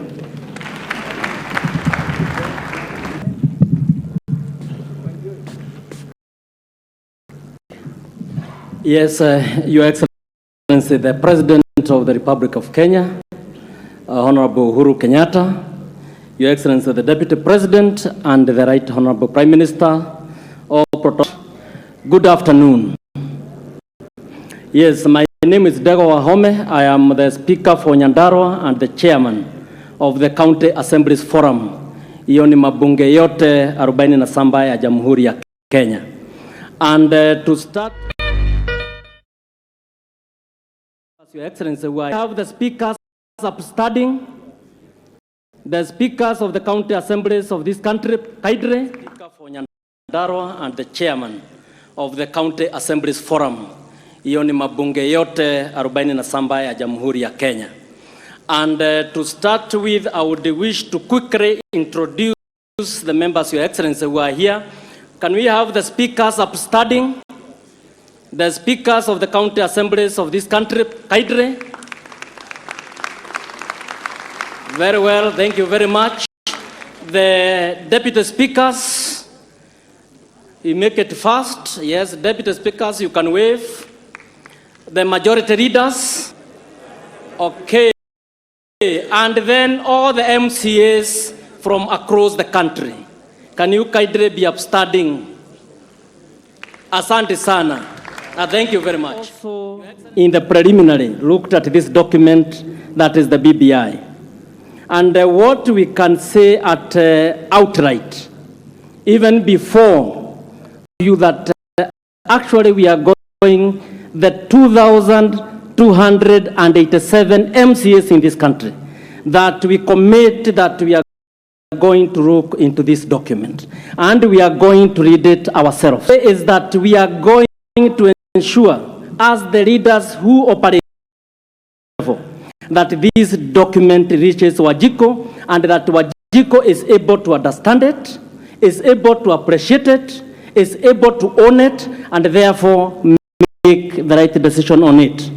But as I've said at the preliminary stage, is that we are very happy and appreciate with the 35% of sharing of revenue that will be coming to the counties.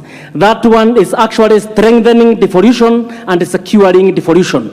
And with those kind of resources, Your Excellency, coming to the counties, we are assured that there will be no commotion at the national level for leadership at the national level. Everybody will follow resources at the counties to be able to work for our people at the grassroots.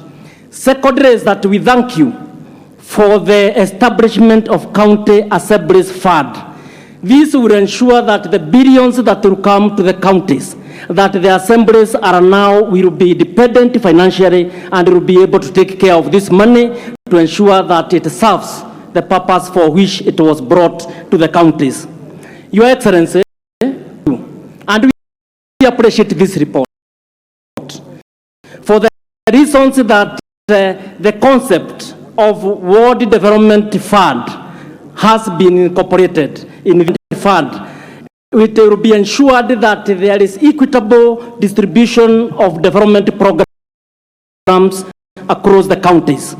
But this will be a point of discussion, and we know that the steering committee and those concerned will listen to us so that this amount goes to at least even 50% of all the funds.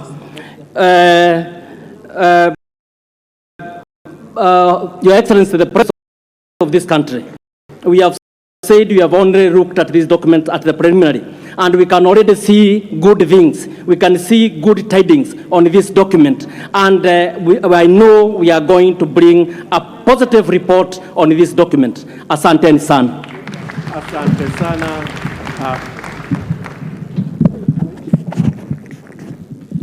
Asante sana. Bwana Wahome ndiye chairperson County Assemblies Forum.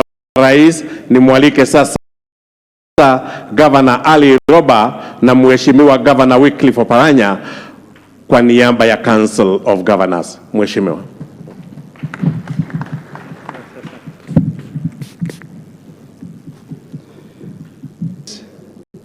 Mabibi na mabwana, hamjambo. Yangu itakuwa ni fupi sana. Tumezungumzia mambo ya BBI kwa muda mrefu. Dalili yake ambayo imeanza na handshake baina ya Mheshimiwa Rais na Mheshimiwa the Right Honorable Raila Odinga. Nataka kuchukua mfano moja mfupi sana. Hii wa Rais alikuwa Nyanza na akiwa Kisumu, wakati alikuwa amekaribishwa na raia kwa shangwe, vigelegele, vifijo, nderemo na hoihoi, kiasi ya kuwa ukiweza kuangalia runinga furaha iliyoko katika nyuso za wananchi wa Nyanza ambao miaka 8 iliyopita iko kwa inaweza hata kufikirika kimawazo, inadhihirisha Wakenya na uhasama baina yao. Na mimi ninaongoza county ambao ni mojawapo wa county ndugu yangu Right Honorable Raila hakuweza kufika kupiga campaign 2 zilizopita kwa sababu ya hiyo uhasama ya kisiasa. Leo hii imetupa fursa ya pamoja kuhakikisha tumeangalia siasa tofauti na vile tunaangalia siasa hapo zamani. Ikiwa hakuna sababu nyingine, tunaweza kuiunga hii BBI report pamoja na mabadiliko ambayo imewekwa katika mkakati yake, sababu ya kuweza kuleta Wakenya pamoja na Wakenya kuweza kujiona kama Wakenya pasina utengano. Itakuwa ni muhimu sana sisi kupata fursa hii. Kwa wale ambao ni wafugaji, miaka mingi tumeweza kuzungumzia mambo ya marginalization. Devolution ilianza na hiyo 15% imeweza kubadilisha, kupatia ajira watu wengi. Mheshimiwa Rais, employment ambayo imegeneratiwa under your leadership under devolution has never been thought, because this is also your legacy. There are a lot of people in sectors and subsectors that have been employed under devolution who are making income out directly from the government of Kenya under your leadership.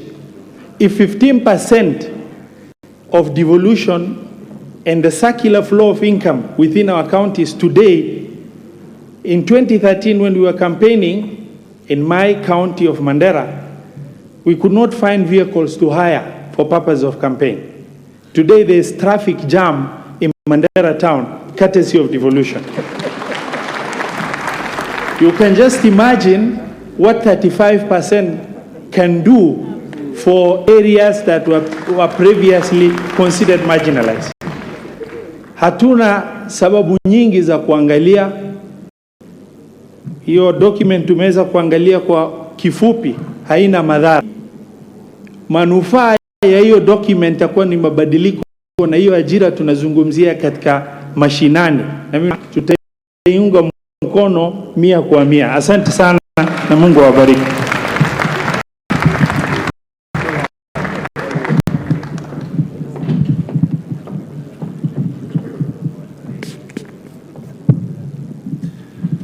Mheshimiwa Rais, mabibi na mabwana,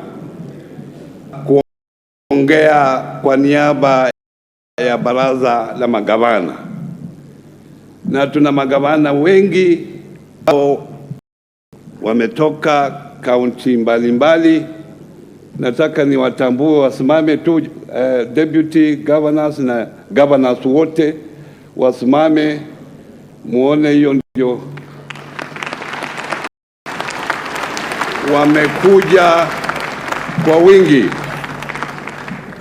Na nina apologies kutoka kwa governor wa Kwale, Mheshimiwa Mvurya, sisi hapa siku ya leo, lakini amesema anaunga mkono BBI.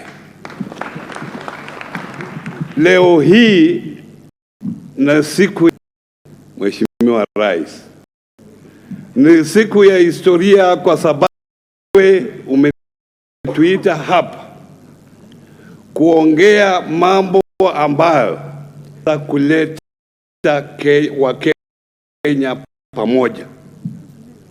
Na hii ni jambo la muhimu kwa sababu tumepata shida nyingi miaka zile zingine.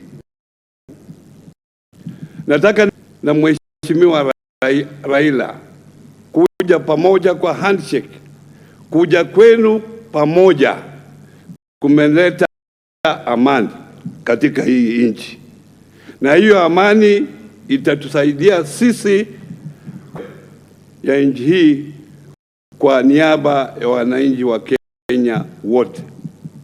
Sisi kama familia ya ukatusi tumesoma. Wale ambao wajasoma naomba waende wasome, lakini sisi ambao tumesoma tumeona ukatusi is the first winner in this BBI. Aswa pesa nyingi zitaenda mashinani kutoka 15%.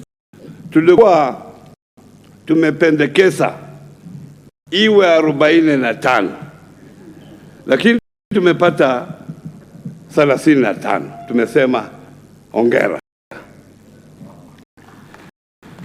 Pia vile unajua, kila mwaka enda rudi tumepata shida ya pesa kuenda mashinani. Aswa wherever we have a new financial year. Mwaka huu mnajua ya kwamba tumepata pesa mashinani mwezi huu, na wale ambao kuanzia mwezi wa Julai mpaka sasa wajalipwa. Wengi wao wanakuwa auction, ile kampuni zao zinafisika. Hii BBI njia mwafaka ambayo itasaidia sisi wananchi pesa kusambazwa katika mashinani, na zile amendment zote ambazo zimewekwa katika Public Finance Management Act. Ile ya muhimu pia na hii Ward Fund. Mnajua sisi governors tulikuwa karibu kuwa impeached na hawa MCA kwa sababu ya Ward Fund. Na sisi tukasema hakuna sheria maalum. Sasa tuna mapendekezo, tutakuwa na sheria maalum ambayo itawezesha kutekeleza World Fund, na hiyo is a win for devolution. Kwa hivyo wamesema wataenda mashinani kusambaza BBI na wao wote wataunga mkono BBI. Mheshimiwa Rais, hawa ndio watakuwa ambassador wako, na sisi tuko pamoja, tutaendelea hivyo. Mungu awabariki. Asante sana Mheshimiwa Gavana. Kwa sasa Mheshimiwa Samuel Pogisho na Mheshimiwa Amos Kimunya wataongea kwa kifupi kwa niaba ya Bunge la Kitaifa na Bunge la Senate. Mheshimiwa Pogisho.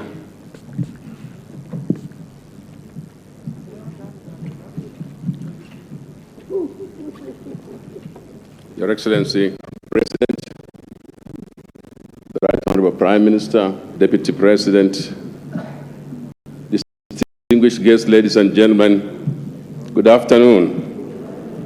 I'm Jambo.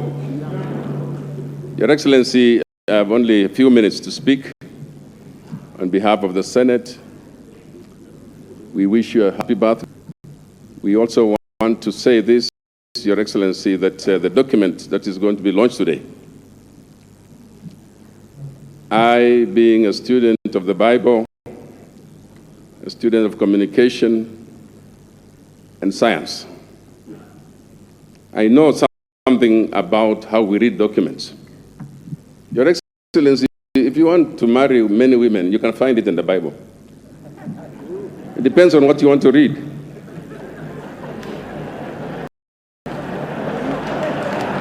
Just there.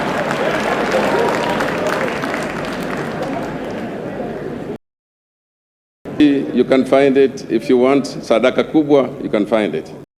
It's the way we read the documents. Your Excellency, in the area of communication, we have something called selective perception. It means even if you're on a busy street and you're hungry, all you will see are, you can't even see a bank next door to a restaurant because your mind is set. You are going to eat and you can't see anything else. My advice on this account, Your Excellency, is that we read this document in a way that brings the same meaning for all of us. Let's read this document. I've also had the privilege, Your Excellency, of experiencing all that we've had. But the one that really hurt me was the 207, 208, when I was minister. And having been the information I used to get and the pictures I used to see, not many Kenyans saw. And I just want to say, for God's sake, let us never go back. Never. And Your Excellency, I'm also privileged to come from a community that understands something about war and warfare.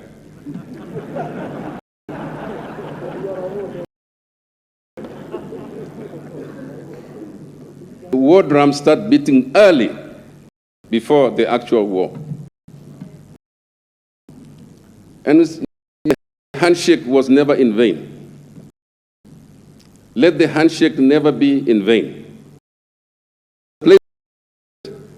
I have seen, Your Excellency, war drums beginning to beat.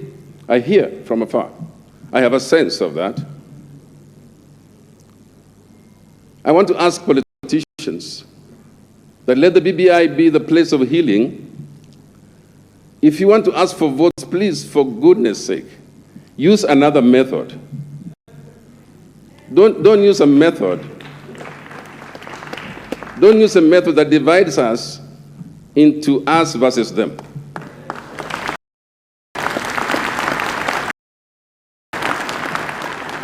It is my plea with you. Please, let's find a method that does not create the poor and the rich.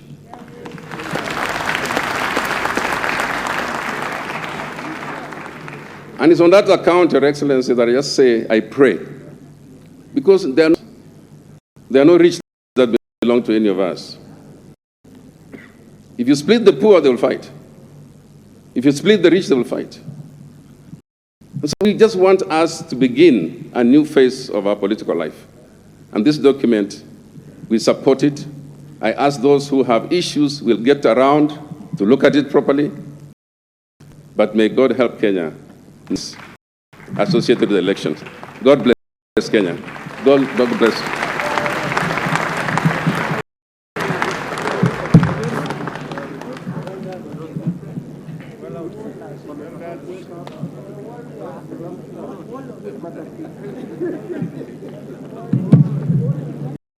Your Excellency, the President, Your Excellencies, the Deputy President, and the former Prime Minister, let me also recognize in a special way the presence today of our speakers of Parliament, distinguished leaders and Kenyans, because the whole of Kenya is here.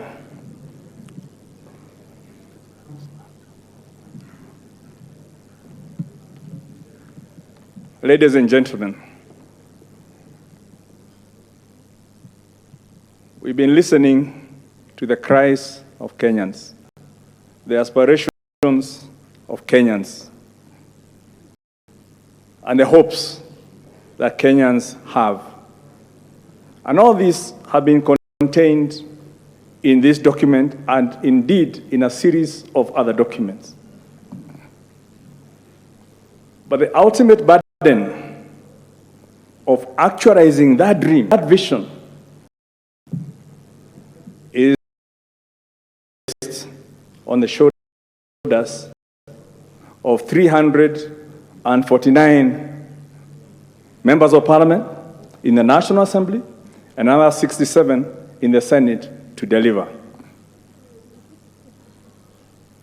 So at this point, may I ask the members of the Senate and the members of the National Assembly who are here today to represent all those who could not, to please stand up for recognition by this group of Kenyans.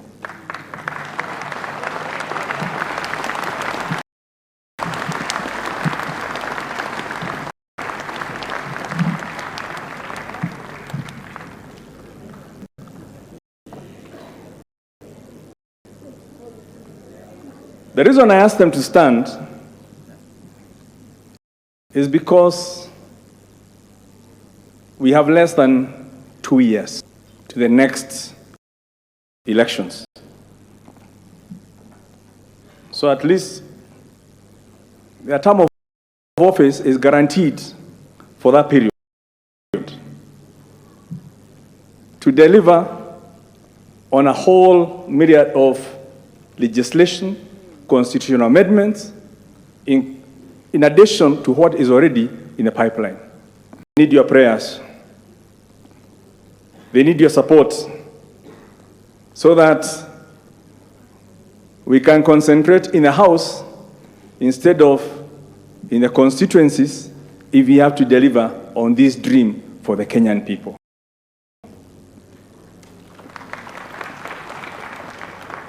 We've done it before. In 2010, in August of 2010, that's when the Constitution was promulgated. And between August and I believe we had delivered on about all the legislation that was required to actualize the Constitution. So we can do it. But now, time is different. We are meeting limited because of COVID, but we believe we are up to the task. And I want to assure the Kenyan people, on behalf of these members of Parliament, that what has been placed on our hands, we are equal to the task. And in unity, because on this matter, we don't have a minority side or a majority side. We are united for the people of Kenya. So we want to extend and to say, with your support as Kenyans, we will not use the youth to fight for us. You saw us challenge.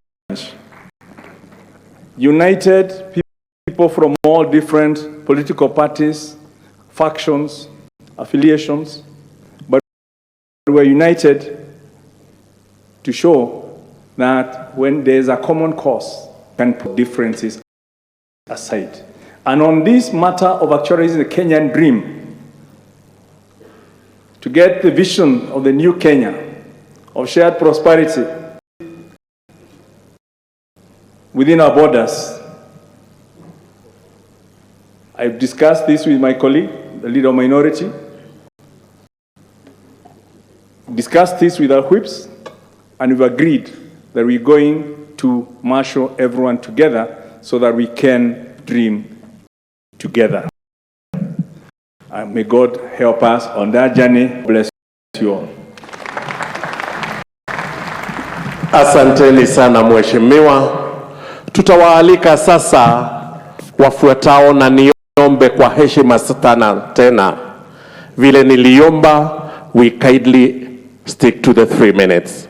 Tutawaalika sasa mheshimiwa Wafula wa Munyinyi, mheshimiwa Isaac Ruto, mheshimiwa anaye represent Gideon Moi, Governor Alfred Mutua, mheshimiwa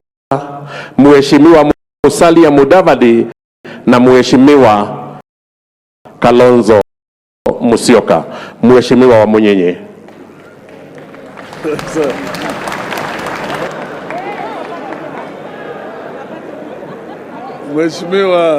Mheshimiwa Rais Uhuru Kenyatta, Mheshimiwa Naibu wa Rais Dr. William Ruto, Mheshimiwa Right Honorable Prime Minister Raila Amolo Odinga, all protocol observed, ladies and gentlemen.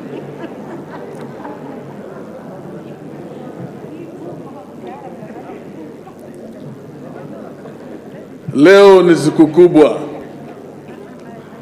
and for me, first of all, BBI answers the questions regarding the dispute in Fort Kenya.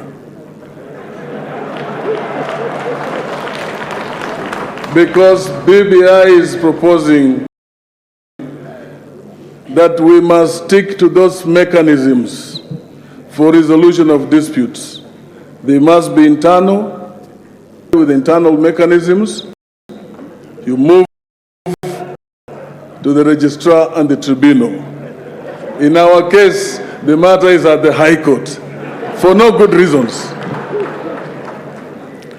Your Excellency, allow me to say, today, a journey to accomplish what our forefathers, their dreams by independence heroes.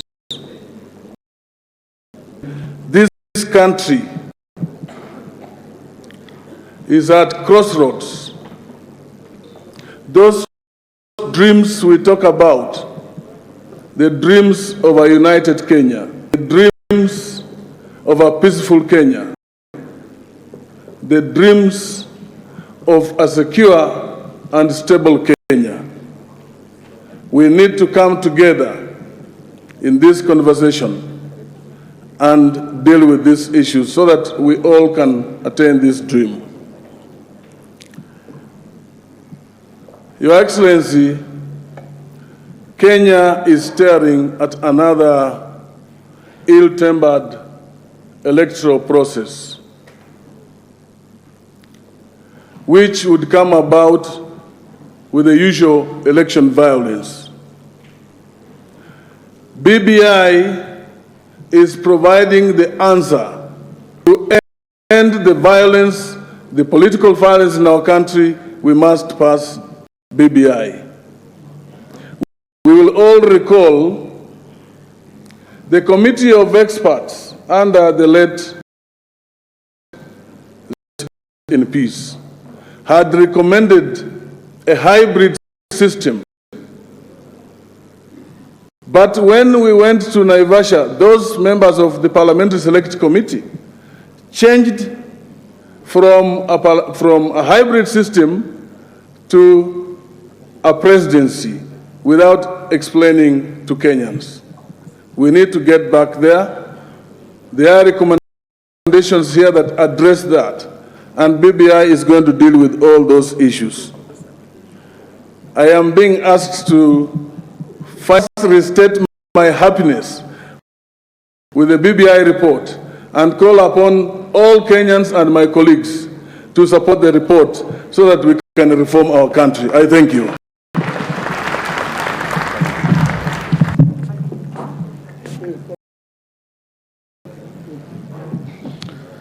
Mheshimiwa Rais, mabibi na all protocols observed. I was given the instructions to be that brief. Now, I am very elated because for once we are standing here today, we are meeting here today to actualize and strengthen. This is one of the greatest moments for the people who have lived in utter deprivation. We can now take the economy to our villages, the economy to the farthest corner of this republic. I want to urge all of us to support this process. I have read through this document. It has been about more than 4 days. It's enough to read that document. You don't need a whole month to read this document. I have tried to look for the mischief in any of the amendments, and I have found none. I have gone through the pages. Amendments to the Constitution read side by side with the already existing Constitution. And there is no amendment that has been proposed that will negate the gains Kenyans have gotten over the several years that we've done. They are only gains. We've seen Mama Pendo. This Constitution tells us today, never again shall we be fighting. And I want two principals who have introduced the concept of handshake. I want us to say it should now be a culture for all those vying office that after the elections they must have a handshake with their opponents. It is the lack of that that has led Kenyans to shed blood. And every time we fight after the elections, after 3 months we are able to discuss peace. And even when those we have killed will never understand that there is now peace, that they need to wake up. They are very dead. They are away from us. We should never take devolution strongly, and let us have an all-inclusive management process for our political affairs in this country. I want to laud the Haji team and say, Pongezi, God bless you. I will be on the campaign trail to ensure that this document is passed the soonest possible. And for the constitutional amendments, there is no more debate. Let us just go and pass it. Give us the bill. For the legislative agenda, let us look at it. You can debate it as much as you want. But for these amendments, all is done. We are not going to rewrite that. Thank you, and God bless you.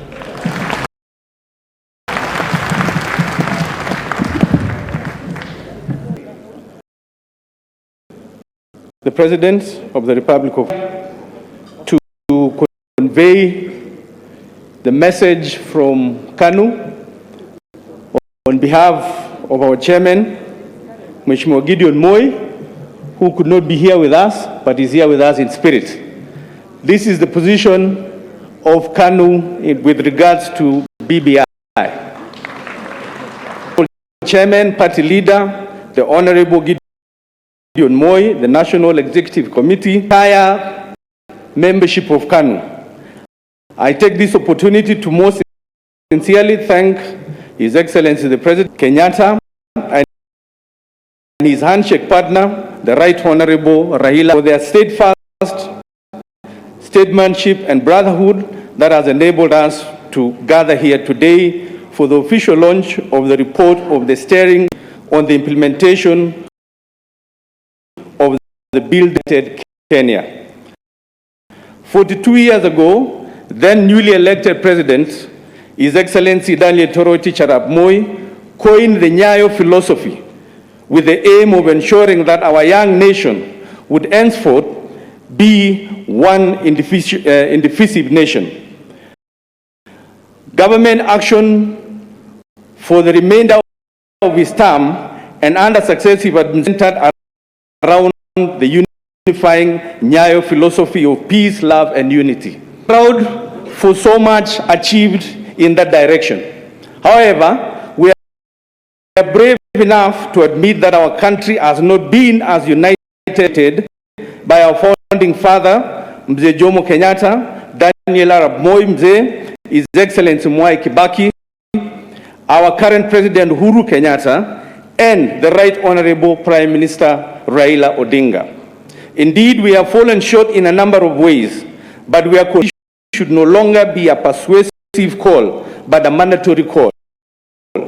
In this regard, it is our conviction that the call for peace, love, and unity should be entrenched. We are here today firmly supportive of the initiative by the President, by the Right Honorable Raila Amolo Odinga to transform the call for peace, love, and unity into law.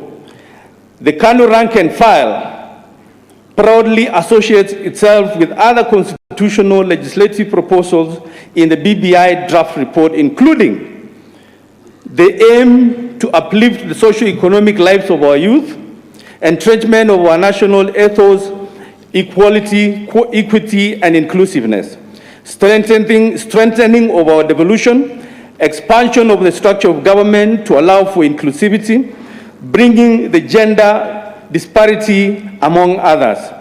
We refuse to entertain the shallow argument by those opposed to the reforms that these changes can only be achieved through mere policy and administrative decision.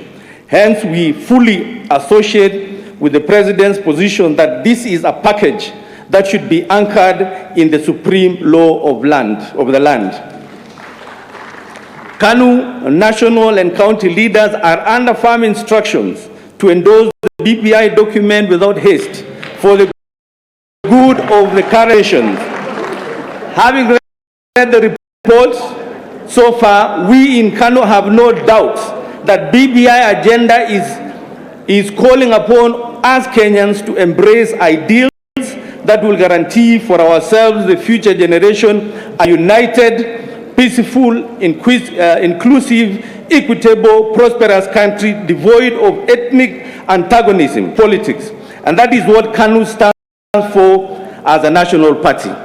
In that regard, I want to reiterate that His Excellency the President said in his recent Mashujaa Day, and I quote, "We are today faced with a constitutional moment, and that moment requires us to seize the opportunity to make right some of the things that we have gotten wrong in the past." Ladies and gentlemen, brothers and sisters, fellow Kenyan, this is the moment. Let us seize the opportunity to have a decent and sober conversation around what this document has to offer. Let us be on the right side of history by discussing the document that has been presented to us so that we can make informed choices when called upon to do so. Let us be ambassadors and knowledge by telling the rest of Kenyans the truth about this document. Thank you. God bless Kenya. Happy birthday. Thank you.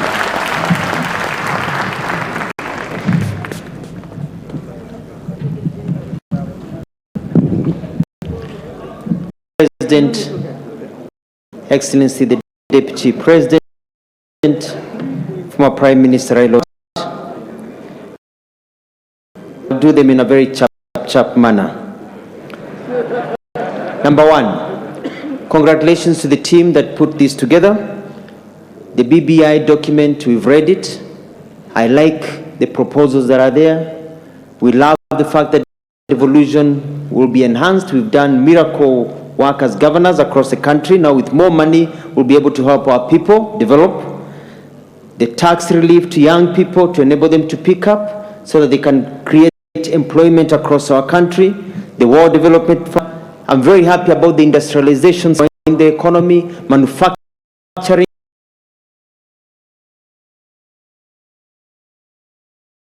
Country, because it's all about money at the end of the day. It's all about money. So as Maendeleo chap of the BBI.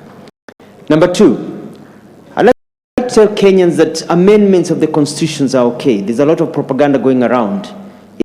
The most powerful democracies such as the United States, you hear of them talking about the First Amendment, the right to freedom of arms, Fifth Amendment, the right not to self-incriminate. They are called amendments because they were not part of the original constitution. Constitution, it is about getting us together to be able to fix and improve on what we have for the sake of our people. Number three, lazima pia tusome funzo la historia. Mimi nilikuwa msemaji wa serikali mwaka 2005 wakati kulikuwa na ule mvutano wa chungwa na ndizi, na hapo ndio mambo yalianza kwenda mrama katika nchi yetu. All process started at that time, na nchi ilichemka. Na mkisoma ile report ya Justice Waki, mtaona ya kwamba ile vurugu tumeipata mwaka 2008 ilianzia 2005. Naomba hivi kwa nyenyekevu kama viongozi katika nchi yetu, ndio tusichomane tena kule 2022. Tuangalie hii document, kama kuna vipengele vichache, sisi wote tusimame pamoja tuweze kuwa na document ambao baliana nayo, kwa sababu tukienda hivi mvutano, watu wameanza kula, wameanza kukataa, wengine wanakubali, tutaenda pale kwa sawa, si watoto wetu ndio wanaumia kule chini. Kwa hivyo tuangalie nchi ambayo inashikana.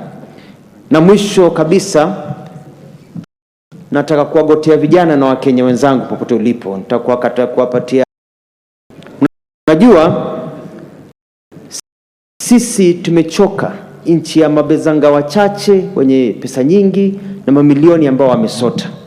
Tunataka nchi ambayo watu, nataka kusho birthday boy unye na rao ya kwamba na mabazu wengine wako hapo wote, ya kwamba sisi especially the young people in this country tunataka Kenya ambayo tunaendelea kuchochwa saa zote. Haswa tunataka Kenya kofea, ndio kijana akiamka asubuhi anadondoka anajua atapata do, kulala njaa kila wakati. Lakini msitupange na mastingo ya kabila, kutupanga ati huyu ndio leader wa kabila hili, leader wa kabila hili, leader wa kabila hili. Mnatupanga na mastingo ya kabila. Mkifanya hivyo sisi tutakataa, mkipanga tutapangua fresh, ndio tusonge mbele. Asante. God bless na God bless Kenya.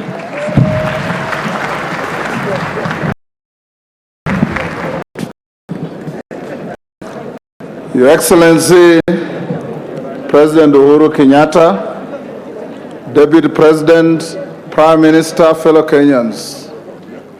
Today is a day like no other. As a leadership of the country, to put a final touch to a document of peace, a document of prosperity for our country. We have come a long way as a country. We have gone through challenges, and as a resilient country, we don't give up because we have challenges. Rise like a phoenix out of the ashes to take a new trajectory for our country. The BBI report before us is tremendous work in progress, is a good report and must be supported.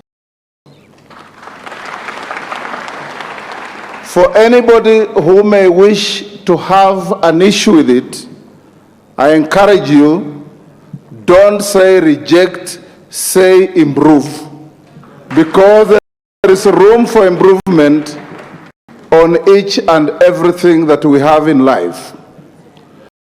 I'm particularly happy, Your Excellency, that for the first time we have put to the integration of the region in our constitution. Kenya stands to gain tremendously by continuing to be the major player in the economy of the East African region and beyond. Equally important, Your Excellency, is the centrality in this document. Today, as we speak, Your Excellency, Nigeria has emerged as the largest economy on the course of embracing devolution and taking more money to devolved units and to the villages. By taking 35% of our revenue to the villages, counties, we are going to witness a revolution in the economy of this country like never before. And this is going to change the narrative, the psyche, and above all, the manner in which Kenyans engage with each other. When there is plenty in our midst, room for conflicts diminish. When there is less in our midst, everybody struggles for the little that there is. Kenyans, read the document, understand the document, see, nothing is cast in stone. A good idea will always give way to a better idea. And I have no doubt, Your Excellency, that this is your signature legacy to this country. I want to finish by saluting our retired President Mwai Kibaki. After the 2007-2008 conflicts, navigated and midwifed the birth of the 2010 Constitution. And that's why we're here to look at that Constitution and make it even better. You said, Your Excellency, in Kisii, that in 1963, we had a Constitution that was a ceasefire document. In 2010, we had a Constitution that was a stopgap document. Now we are going to have the Constitution that will lead this country for generations to come. And don't let anybody read for you. Read yourself, understand, and if you have any new idea, we want our country to move one big, happy family called Kenya. God bless us all.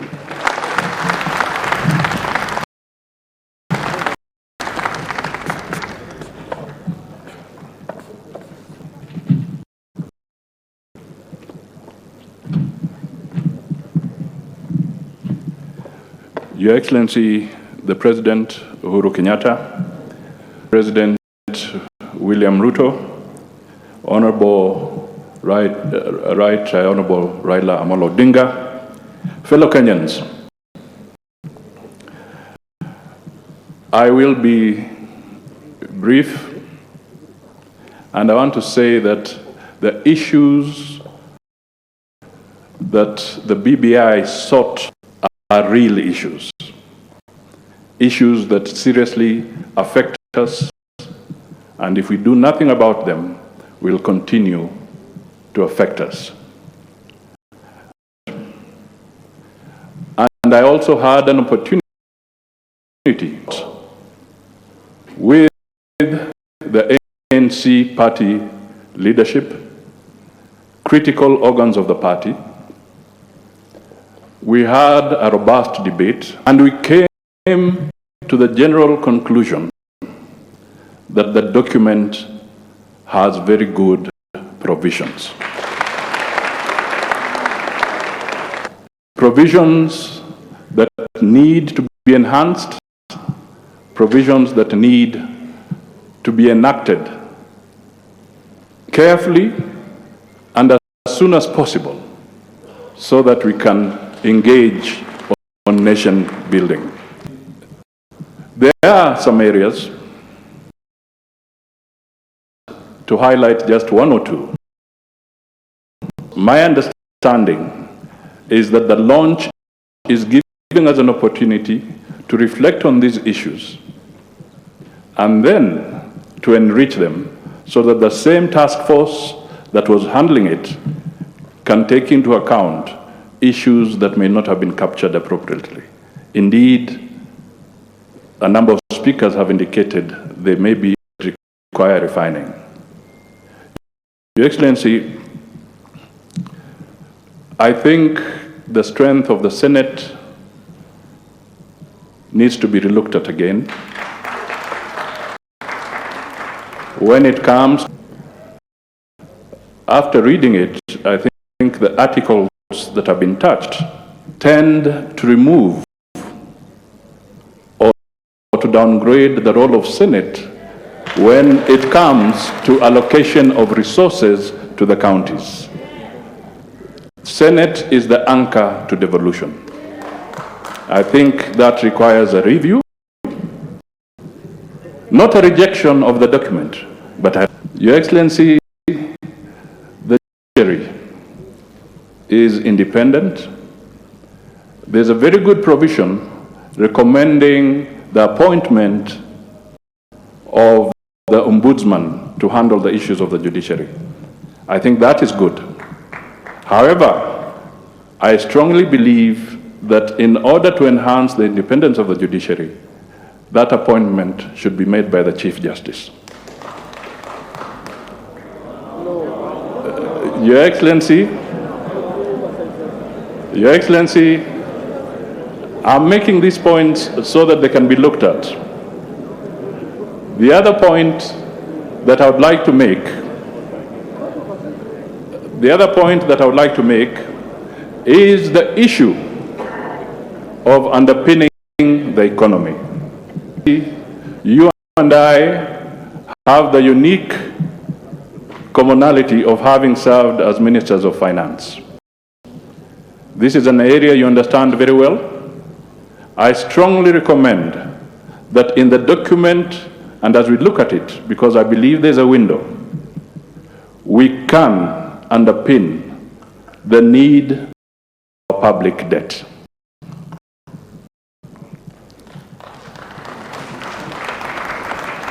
Your Excellency, this is important because the good provisions of increasing 5% will require resources. If the debt consumes too much of our resources, we shall again fail to serve the counties. That is critical. Finally, Your Excellency, I just wish that you have a mammoth task, we have a mammoth task. The 2010 Constitution, when it got to the a 67% acceptance across the country. That was the referendum statistics. I want to beseech Kenyans that let us work together. Let us look at this document together so that when we get to the level of the referendum, we should only better that percentage of 67% to higher. That will be so good because it will then be building for the Constitution. Your Excellency, the Constitution is not like the 10 Commandments. We cannot amend the 10 Commandments, Constitution. We can also the gray areas around the BBI so that that high percentage comes on board. And it is on this basis that I revisit address by His Excellency the President that we must build consensus. He emphasized that in his speech, so that by the time we are reaching this site, we shall have developed very broad consensus. Kenya is ours, we must all protect it. This initiative is excellent. It is not work that can be taken lightly. So we support it, we'll work to support it, and we'll work to improve it. God bless all Kenyans, and God bless the souls of all those who have sacrificed or have lost their lives in the quest for a better Kenya. Thank you so much.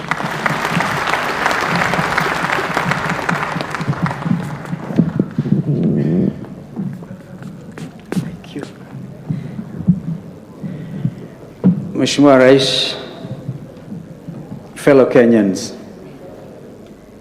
I join others in wishing you a very happy birthday. I take it up from where my friend Bishop Ogide left it. He once got me into a lot of trouble when I attended his inauguration as a Bishop of Sitam.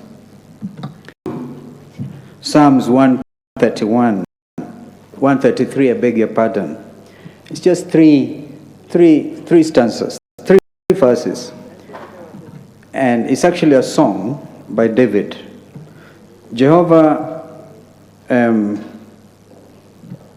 just a minute. This song by David starts good, and how pleasant it is for brethren to dwell together in unity. It is like the precious oil upon the head that ran down upon the beard, even Aaron's beard, that came down upon the skirt of his garments, like the dew of Hermon that cometh down upon the mountains of Zion. For there Jehovah commanded the blessing, life evermore. I think this is a moment for us Kenyans to reflect on it. The President, for once, I think we have a God-given opportunity to take this country to a referendum, to have a non-contested referendum. Those are precisely the words that I used when I attended the inauguration of Bishop Ogide. When I said that time, let us listen to what the church is saying, so that we can build the consensus. I have read and I have traveled, and the most recent interesting reading out of some of us who think that this is another trick. As my brother Chamasha Mashinani said, he did not find any mischief in this document, but there are those who are reading mischief, unfortunately. Let us also bring them on board. For instance, they think that is aimed at creating and expanding the structure of the executive to the detriment of everything else. But you have had here the Kenyans in a celebratory mood because devolution gain out this whole thing. 35% to the counties. Recently, Your Excellency will recall the very tough discussion in the Senate when senators could not even agree on the formula. And I want to urge here that we get into this norm of believing that every Kenyan is important. Every Kenyan. Those on four-wheel cars and those even on one Kenyan matters. Every Kenyan matters. And therefore nobody should read mischief where there is none. Governors, when you get this money, I plead, please let us adhere to the provisions of Chapter 6 of the Constitution. I know that there are ward representatives who may not agree with some of the governors, and then they have been denied development assistance. Now it was Wiper Democratic Movement's position that this 2%, that World Development Fund be included in amendment. And this we're very proud of as Wiper because it was listened, we are listened to, we are listed in that document as one of the parties that made this presentation. Because we believe in devolution. Let us deepen it and of course avoid the stealing. What one ambassador once said, Kenyans, we steal and we vomit on their shoes, our own economy, and not vomit on each other, but grow this economy. Mr. President, I want to be very brief today. And I say that we have read this document. We cannot be in a reading mood all the time. It's not a very big document. We have read it. What happens next, in my view, Mr. President, is that the bills that have already been drafted, and there are several of them drafted, let then the whole concept, which is enshrined in Constitution 2010, take root. Participation, public participation with regard to each of those bills that has been drafted subsequent upon this report. So the report then can have some hands and feet to stand on. And the country then can prepare for the next very important thing. So we have read, let us not kid ourselves. People cannot read forever. It has been read, and I think it is a time to move on and support this change, which is important. And while you are doing it, avoid radicalizing this country. You see, there are very many types of terrorism. If you start a class war, what are you doing to your own country in the name of wanting to get elected? This is not good. I've just come, Your Excellency, from a visit to Mount Kenya region, and beautiful Thompson Falls, compared to the famous Bomas of Kenya thing, it's amazing. Beautiful territory, beautiful country. But then we radicalize the youth, so they look at you. A youth looked at me and said, Kalonzo, we welcome you. Karibu sana. At least somebody has brought us a wheelbarrow. What have you done? Even I'm saying the wheelbarrows are important to this country. It is important. Let us embrace this possibility, God-given opportunity to have a non-contested referendum, that there will be no wheelbarrows and there will be no other types of Kenyans. Class war, dangerous. Finally, Mr. President, a learned junior whom I celebrate, put into, and even as we think of appealing to my brother Raila to stop the reggae, and William to stop the wheelbarrow story, I love this Jerusalem song, that dance. But then, Mugithi may even be better, so that we all follow in a Kenyan song where we come together. Mr. President, on your birthday, that was given by my learned junior student of law at the University of Nairobi, taking you very seriously on what you said in Kisumu. I want to refer you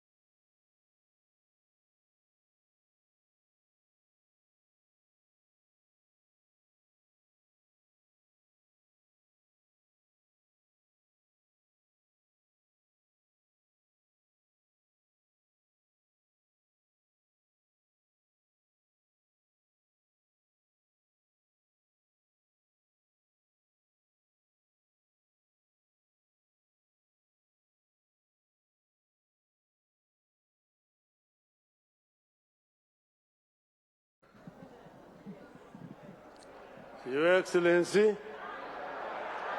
Haya. Your Excellency, ndugu yangu Rais Uhuru Muigai Kenyatta, Wakenya wote ambao wako hapa, hamjambo? Your Excellency,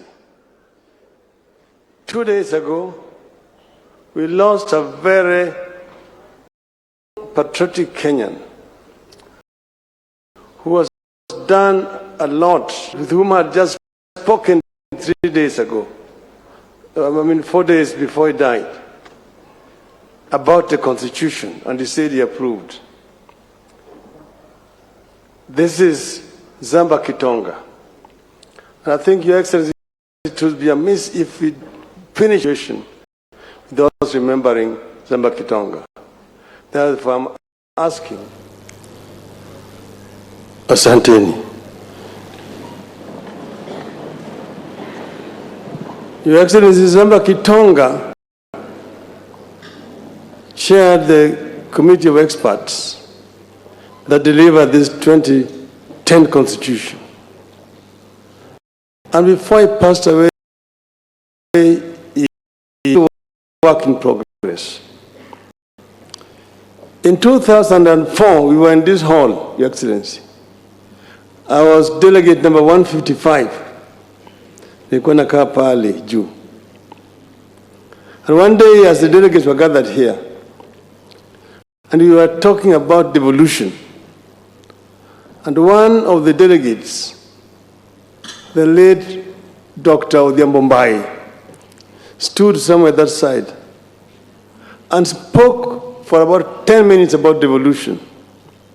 By the time he finished, everybody said that gentleman should be the chairman of the devolution committee here.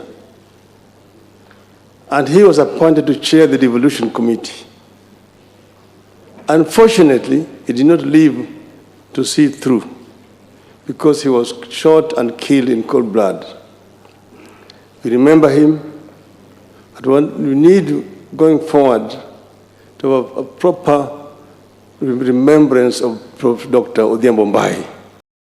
Excellency, that same year, we gathered here as we were in the final, the document.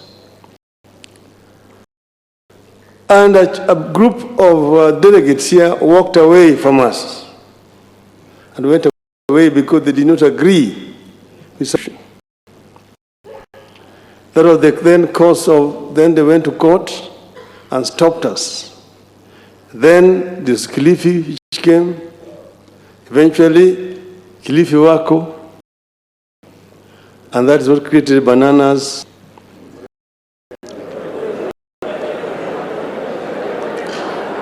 Bananas and chungwa. But then, Your Excellency, why am I saying this? I'm saying this to just say that after the 205 came 2008. And that's when we now ended up with Kofi Annan Agenda 4. And that is what then now created 2010. So as those who have spoken before have said, 2010 Constitution was a ceasefire constitution. And every country moved through this kind of process. When we had finished here, we had a 3-tier structure of government: the local, the region, and the national. At Naivasha, we ended up now with the counties, the 2-tier, the national and the county, Your Excellency. So this is an issue that could be revisited at some other time. But right now we have this. But then, Your Excellency, when we sat together, we agreed that it was time to look at some of the issues ailing our country. Because in spite of having passed this constitution, which has been hailed all over the world as one of the most democratic constitutions, still we have a problem as a people. So what is it that is missing? Kenyans can march on as a people who are proud and who are happy. That was the essence of that conversation that we had. And after we talked, we put up this team together and tasked them to go around the country. And then they came up with this proposal, which we brought here last year. And from here, we started now a new journey. Validation, as the chairman said. We went first to Kisii for the Nyanza region, and the Bagusi, the Luos, the Koreans spoke in Kisii. Then we went to Ingo, Kakamega. We went to Mombasa. We went to Kitui. We went to Narok, to Garissa. Eventually, we went to the mountain, to Meru, able to go to Nakuru for reasons which have been explained. So this document is as a result of very extensive consultation with the proposals which have been made here. But as other people have said, it is still work in progress. We need to be, and we have said it must be inclusive. Everybody needs to be involved. Your Excellency, as the Bible says,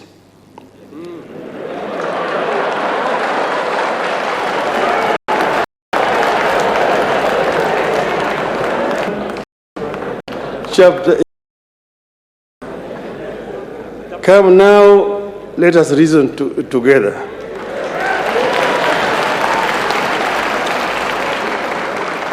Then the Quran says, 9, ayah 18, those who listen to all statements and then follow the best of it, these are the ones whom Allah has guided, and these are the ones possessed of minds.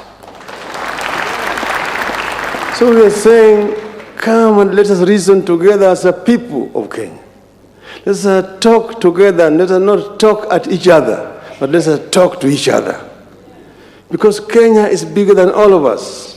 With President Uhuru Kenyatta, when we talked, we said we want to bequeath a better society for the coming generation of our country. It is not about making Uhuru Kenyatta a prime minister or Raila Odinga a president. And Raila Odinga has never declared, and I want to tell the Standard newspaper, anywhere that he wants to run for presidency in 2022. That is not why we brought this. We brought this because we have seen that there are problems in our country, and these problems must be solved by the people of Kenya themselves. The founding fathers of our nation wanted a united nation. Well, that's why they said that God bless this land of ours. Justice be our shield and defender. May we dwell in unity, peace and liberty. Plenty be found within our borders. That plenty is not going to drop like manna from heaven.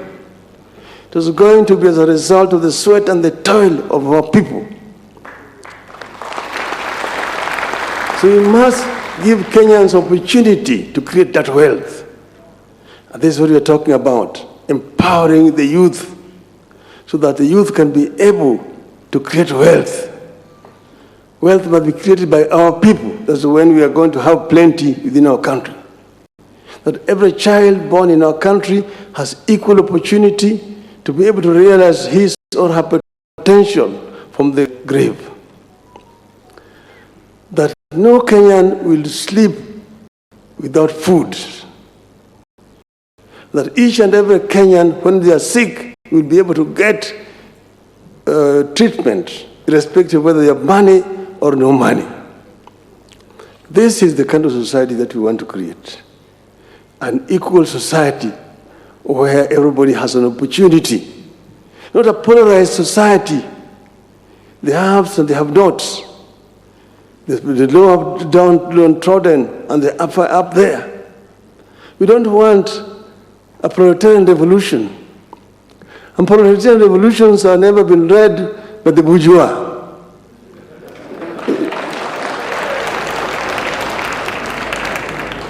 We want to have an equal society where people work together and people love each other. And that's why we are of Utu. Utu. Utu. Kila moja ni ndugu. Vile Mwalimu Nyerere alifanya kule Tanzania. Tanzania anauliza wewe unatoka jimbo gani? Ukimuuliza Tanzania wewe ni kabila gani, atasema wewe ni Mkenya. Hapa Tanzania hatuulizi kabila. Sisi ni kabila moja, ni Watanzania. Hata Wakenya tuseme sisi zote ni Wakenya.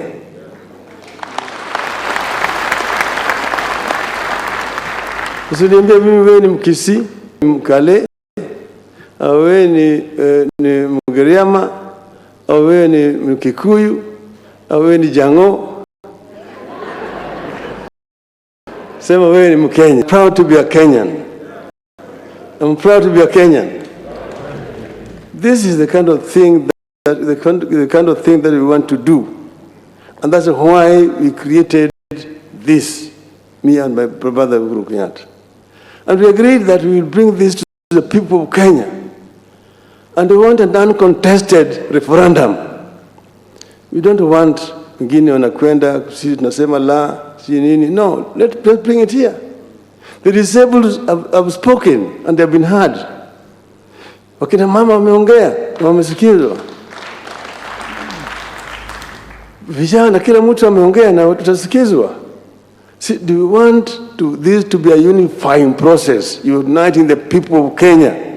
Once that is done, Kenyans will decide who is going to be a leader in 2022. We don't want to talk about 2022 now.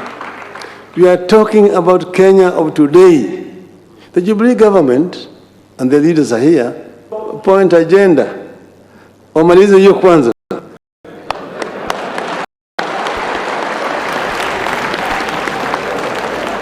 Hapana ambia sisi vile mtafanya 2022. Sasa hivi fanyeni sasa mlize kwanza.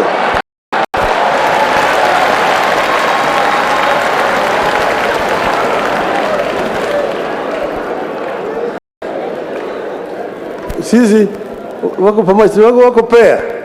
Wako pair. Wewe umekuwa na bibi, mmezaa mtoto, unaona mtoto amekuwa ni kichaa. Sasa wewe unasema hiyo si mtoto.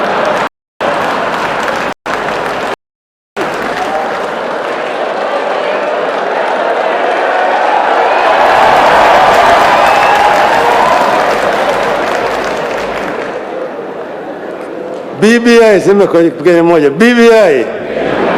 BBI. BBI.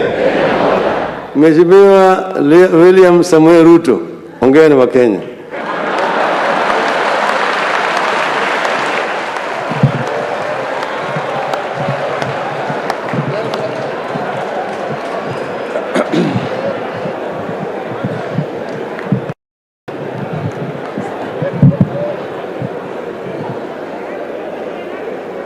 Mheshimiwa Rais wa Jamhuri ya Kenya, Mheshimiwa Uhuru, Mheshimiwa Raila Odinga, Waziri Mkuu wetu wa zamani, waheshimiwa manaibu wa rais wa zamani, Mheshimiwa Kalonzo Musyoka na Mheshimiwa Musalia Mudavadi, Your Excellencies, High Commissioners and Ambassadors, maspika wetu wa bunge la Senate na bunge la kitaifa, viongozi wote, ladies and gentlemen, good afternoon.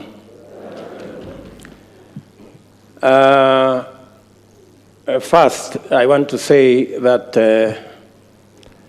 I hope Mheshimiwa Raila, you are not referring to me as a bourgeois.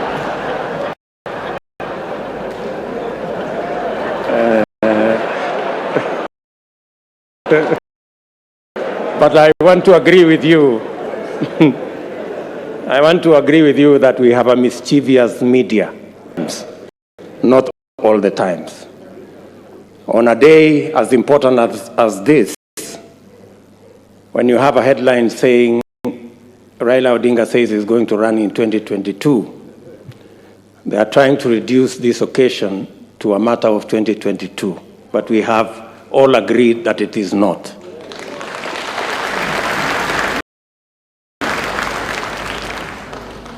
But the same headline, they have said that William Ruto is coming to meet demons at Bomas. Now, I am asking myself whether there are any demons in Bomas. Or better still, maybe I can ask them, Olisikia wapi, that there are demons in Bomas. But having said that, Your Excellency, this is a very important moment in our history. Important because it told us that the making of a constitution is always work in progress, and that we must strive progressively to have a constitutional settlement, or to arrive at a place where we are all working together, building consensus. And I share fully with those sentiments. I know even as we are having this meeting and this launch of this report of the Building Bridges initiative, Your Excellency, you have persuaded us that this is a moment to look at our Constitution and to find progressive amendments to our Constitution. There are those who believe, yes, it's a constitutional moment, but to progressively implement the 2010 Constitution. Civil society and others think so. There are those who believe that maybe this is a moment to discuss the ravages of COVID and the reality of our economic status, especially the majority, 40% odd people, our country who live below the poverty line, and the 16 million or so young people who are unemployed. All this, Your Excellency, as you have said, and as the former Prime Minister said here, this is a process where we can bring all our views to one another. And no idea is more superior or less superior to the other.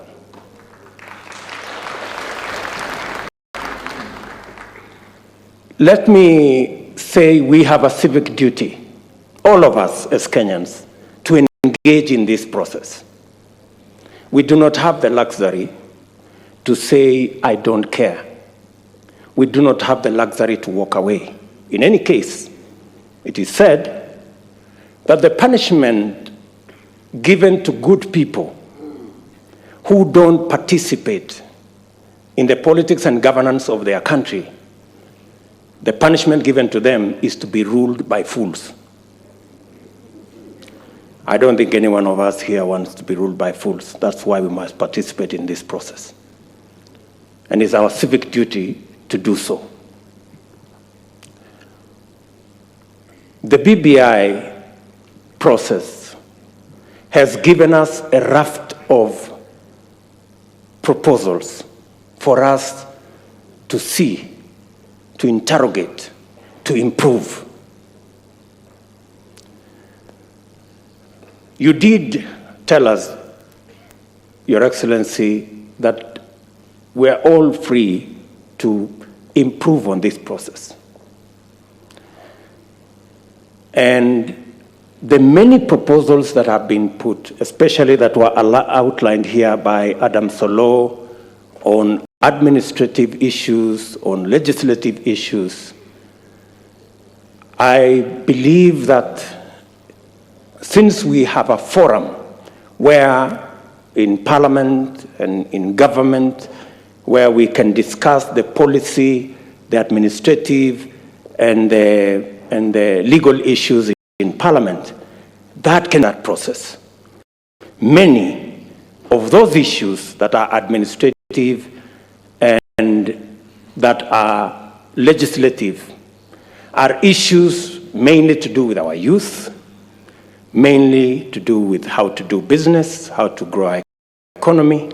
I want to say that these are very important issues.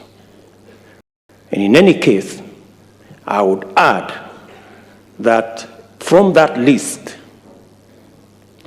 especially on matters to do with young people, how we can assist them with Higher Education Loans Board and give them a moratorium, how they can start business, it must not be lost on us that the real problem, the real problem is that these young people are jobless of all this. And that is the discussion we must have. That is the discussion we must have. Having said that, in my opinion, gaps. The single most important sector that drives our economy, contributing 25% directly to our GDP, and through manufacturing another 24%, and which employs almost 65% of all people in Kenya, is the agricultural sector. That this is an area that, again, we must find a mechanism of having a conversation, especially the farming community and matters to do with productivity, matters to do on guaranteed minimum returns for our farmers, our wheat farmers, our sugarcane farmers, our coffee farmers, our tea farmers, our dairy sector, the pastoralist corner. Your Excellency, it is my humble submission that that is an area that we can improve this document on.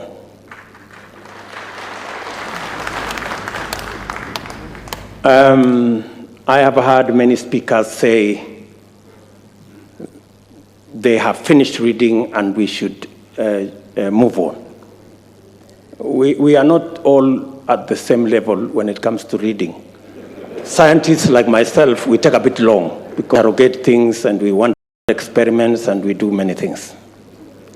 So I would plead with the first learners like Alonzo Musyoka to bear with us just a bit so that we can all move together. And I agree with Kalonzo Musyoka that we should try and have a non-contested referendum if we will end up there.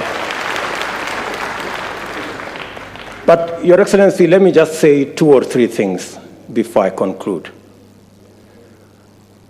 On the matter of the judiciary, allow me to say there is huge space for us to have an improvement on the proposal that has been made.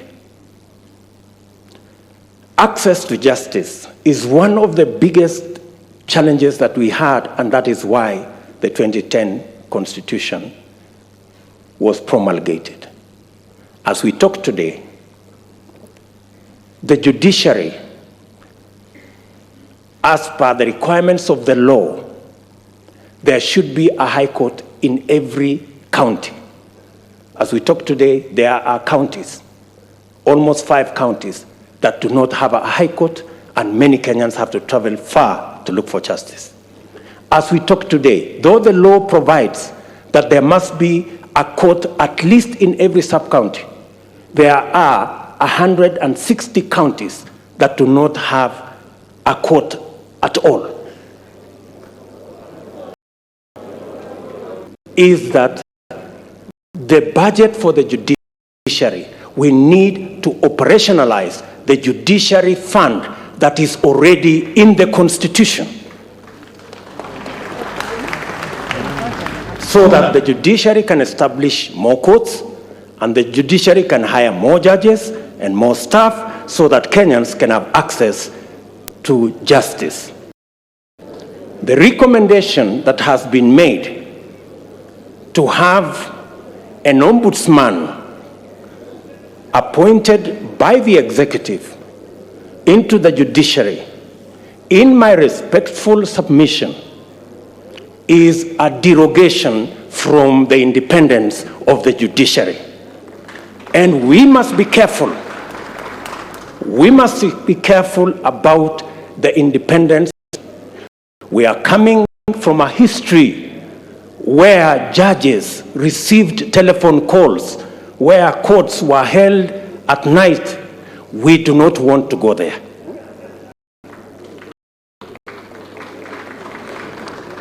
On the matter of IE, let me say,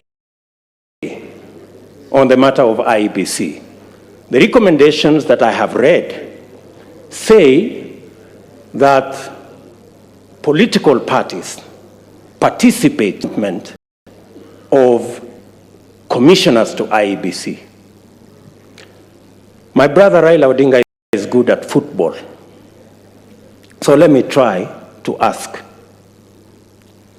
how fair will be a league where the referee is appointed by teams? And not all the teams, some teams. How fair will league be?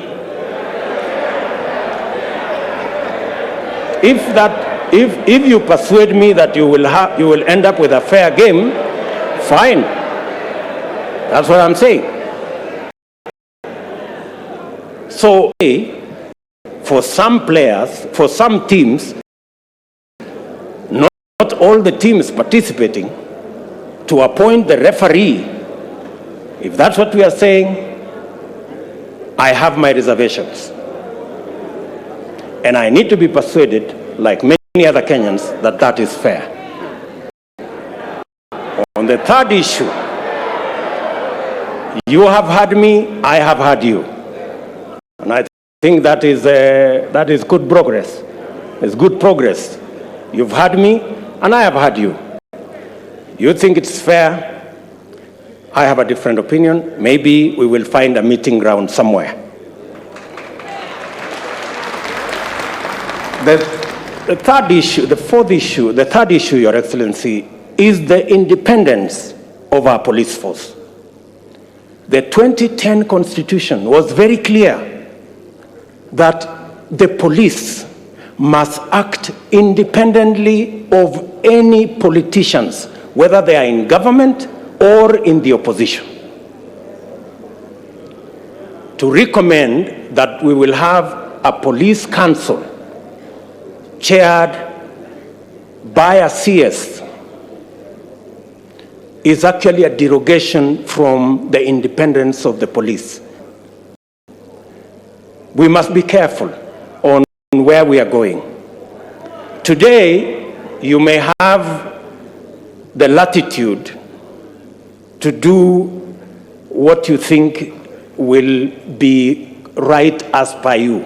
Tomorrow, the shoe will be on the other leg.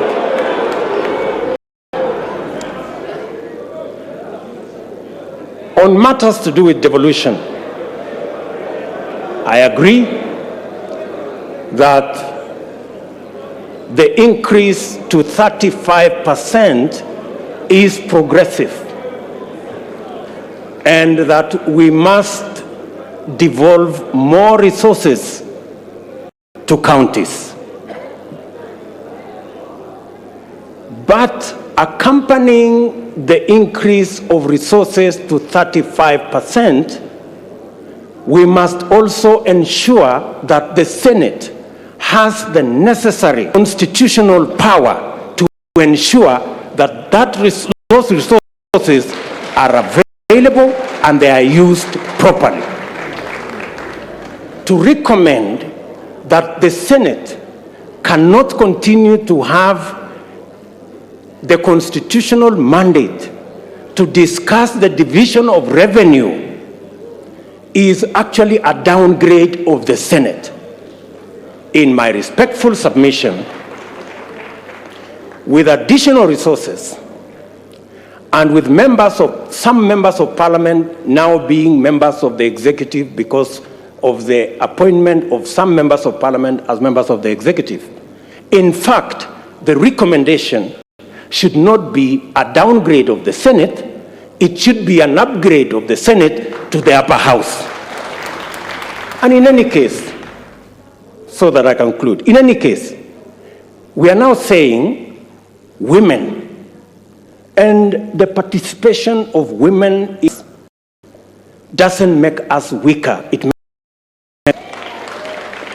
doesn't make us lesser, it makes us greater. If we are saying in the proposal that women now go to the Senate, and you are saying that when women go to the Senate, they are going to a Senate which has been downgraded, which has no responsibility on matters of resource allocation. Are you enhancing the participation of women, or are you downgrading the participation of women? I mean, we are having a frank discussion, good people, and it's good for us to listen to one another. So if we are saying women today are sitting in the National Assembly where resources are being discussed, if we take them from the forum where resources are being discussed and take them to a downgraded Senate, we are making the participation of women nominal. The participation of women should be substantive. And finally, Your Excellency, I know my brother Bishop Oginde has said there are hustlers here and they should stop the hustling, and there are the reggae people and they should stop the reggae. I don't know about the reggae, maybe I can talk about the hustlers. But let me say the following. The real elephant in this whole conversation is what was identified as the winner take all and the inclusivity question. Now, Professor Adam Solo, I have confessed I am a scientist and I'm a bit slow. I want you to explain to me in this proposal. You have said that in this proposal, we will have the president with his running mate, deputy president. They will win, or we have candidates, they will win an election, and then the president will appoint the prime minister and the two deputies from the winning. And then we will have the runner-up being the leader of opposition. Now, no problem, it doesn't matter who it is. I have no problem. You know, let us not personalize, there is no problem. Now, the question I am asking myself, have we sorted out question? Oh, is that so? So, the president from his side, like for example here, President Uhuru Kenyatta, I am here, Kimunya is the prime minister because he's the leader of majority. We have Jimmy Angwenyi, who is our deputy, as a deputy prime minister, and maybe Maoka Maore as one of the deputies. So, What happens to the whole NASA brigade together with Musalia and all these other people?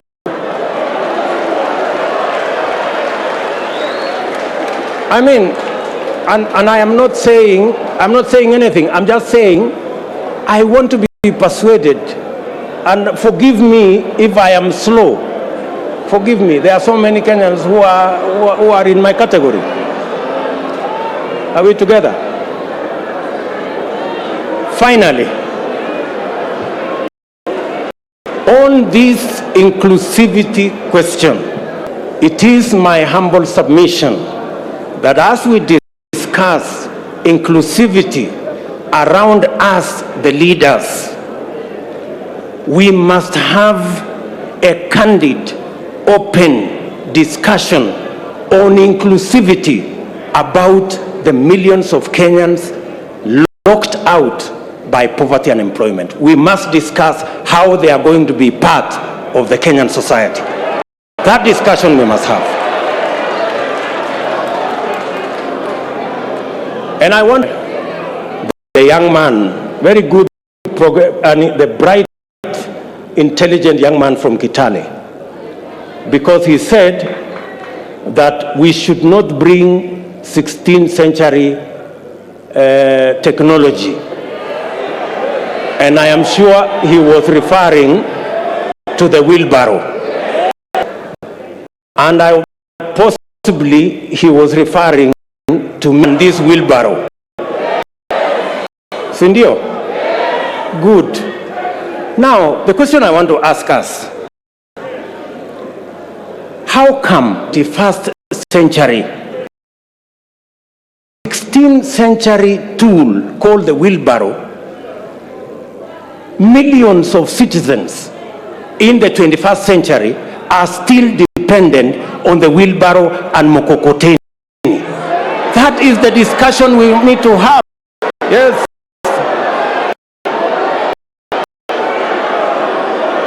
That is the discussion we need to have.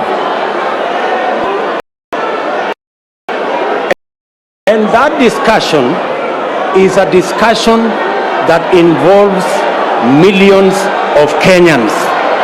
Millions of Kenyans. Let me then say that the Honorable Kalonzo Musyoka, I am finishing. You know, I speak for millions of hustlers, so just give me a minute. Thank you. Thank you very much. Thank you very much. Thank you very much. So, Bishop Oginde said must stop the hustling. I have heard leaders that as we discuss this conversation, we must not have an us versus them. I have also heard leaders here say we must never have a conversation and a contest about the poor and the rich. We must never go there. And I believe we must never go there. But I want good people. Abraham Lincoln, the 17th President of the United States of America, said, "Come to those who wait, but only things left by those who hustle." That is Abraham Lincoln. He was never talking about the rich and the poor, the people who wake up early, the people who sleep late, the people who work hard, and that is the society we need to build. It is now my humble pleasure, ladies and gentlemen, to ask Kenya to make his remarks, and thank you very much for listening to me. Asanteni sana.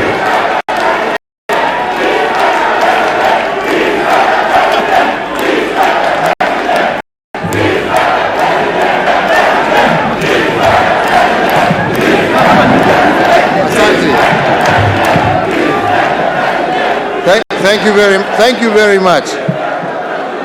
Thank you very much. Asanteni sana. Asanteni sana. Asante sana. Fellow leaders gathered at this historic constitutional place of Bomas, and it is historic because many a time, as has been said, we have gathered to discuss constitutional issues. Mimi nawasalimia nyote na nawashukuru kwanza kwa risala za birthday siku ya leo, na nasema asante.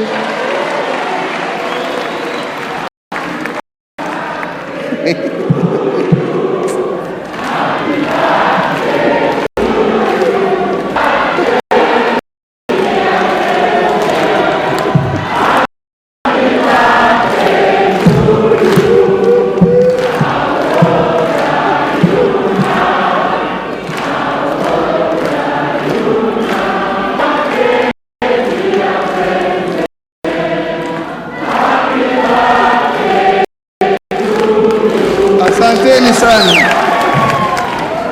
Thank you very much. So, thank you very much. So, before I begin, I would like to take this opportunity,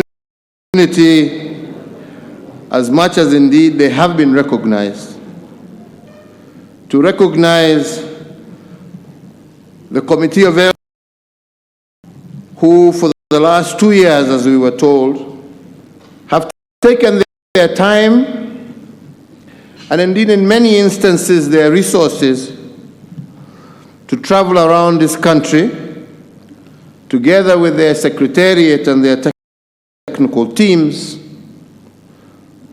to put together first the document that they presented to us here last year, and now this revised version, where they have now gone with greater editing to the point of even giving us now proposed clauses for our consideration.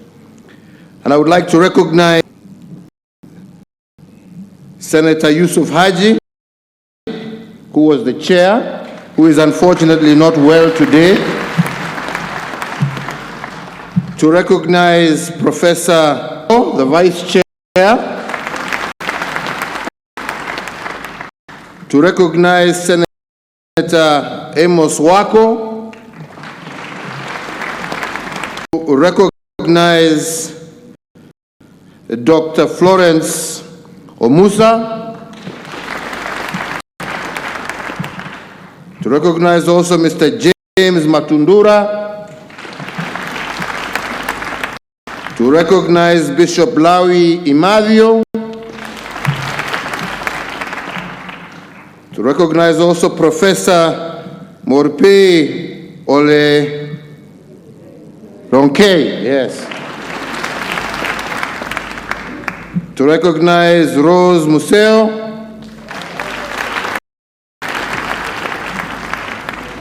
To recognize Mrs. Karindu Mudhama.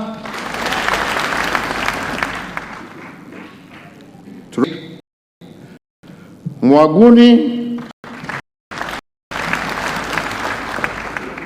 To recognize Major.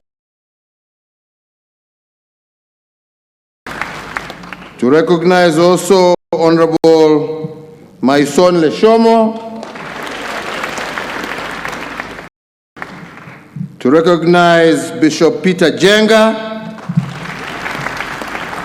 And finally to recognize Archbishop S. Okoth, retired, plus your entire secretariat. I thought it important for Kenyans to, the men and women who have guided us through this process to where we are today. Let me say that today we have before us a document that has been worked on and again, I repeat, for a period now of 2 years. And a document whose objective is really nothing more than to find what ails our country and hopefully give us a solution that will heal our country.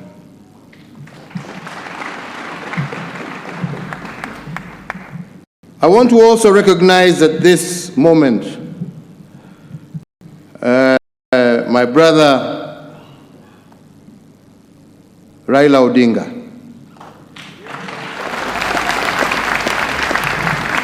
And I have a reason, because as many of you know, in 2007,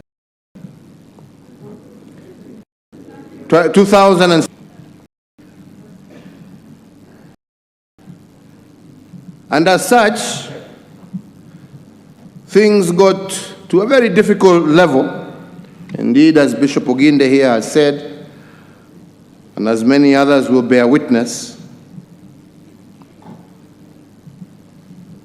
but when we sat down to speak, something that was very difficult for him, but also for me and my team, very difficult.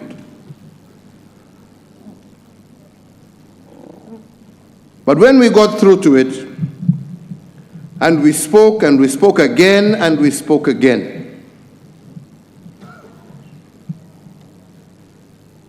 we agreed that we're not here to share positions, and we should put our various positions aside.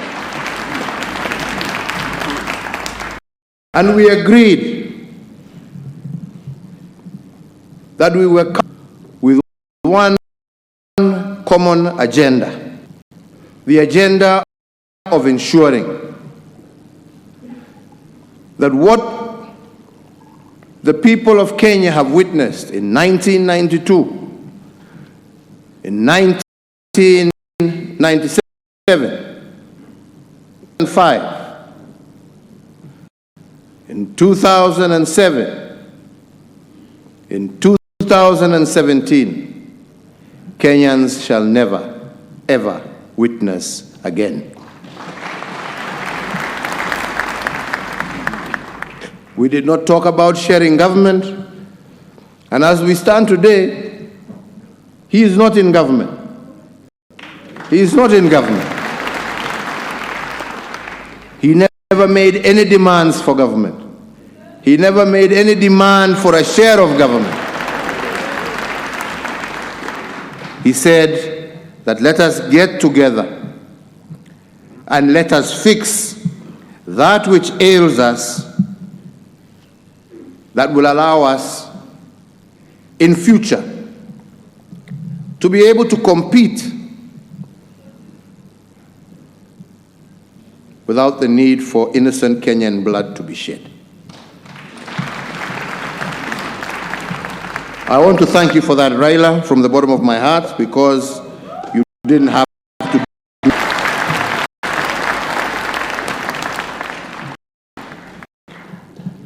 I also want to thank my deputy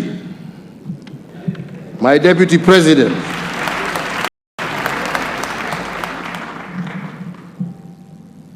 because all in all, along that path, I kept him abreast.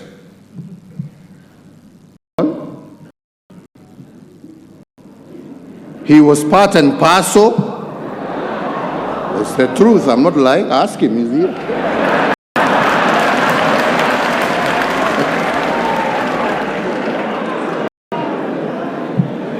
He was part and parcel. In fact, he helped me identify some of the wazays I just mentioned here. Yeah.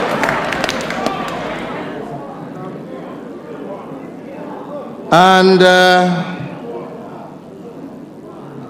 the purpose, as I had told him, and as we agreed with Rice, is never to talk about what shall happen tomorrow in terms of our elective posts, but I said it was an extension of what I and you did in 2013.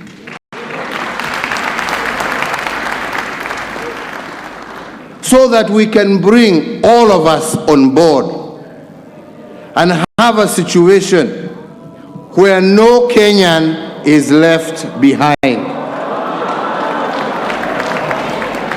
Okay?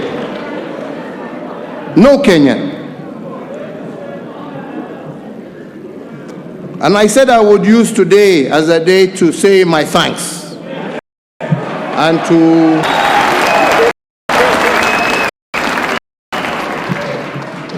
put things also in context.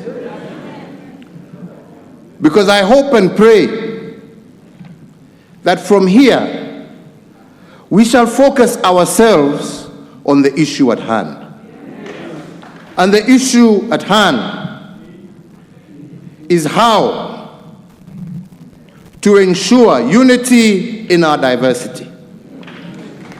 There are issues, fellow Kenyans, that we consistently shy away from addressing because we don't want to address certain things. We don't want to. But the fact of the matter is that we are a tribal society. We want to get away from it, but that's what we are. And this is what divides us, because we pretend we are national leaders. But when the time comes, we switch to vernacular and we become what we are. And these are facts. Tusidanganyane. Na kila mtu anasema ile watu wako namna hii sijui, na wale wako hivi, na wale wako vile, na wale wako hivi. I will also admit today that I've also been part and parcel of that negative politics. Yeah. So I'm not blaming, I'm not saying this because I'm pointing fingers at anybody. I am just saying we have all been part of this mess. We have all been part of it. But we never want to talk about it. We all pretend how great and how national leaders we are. All right? And that is why we must address ourselves to this issue of inclusivity.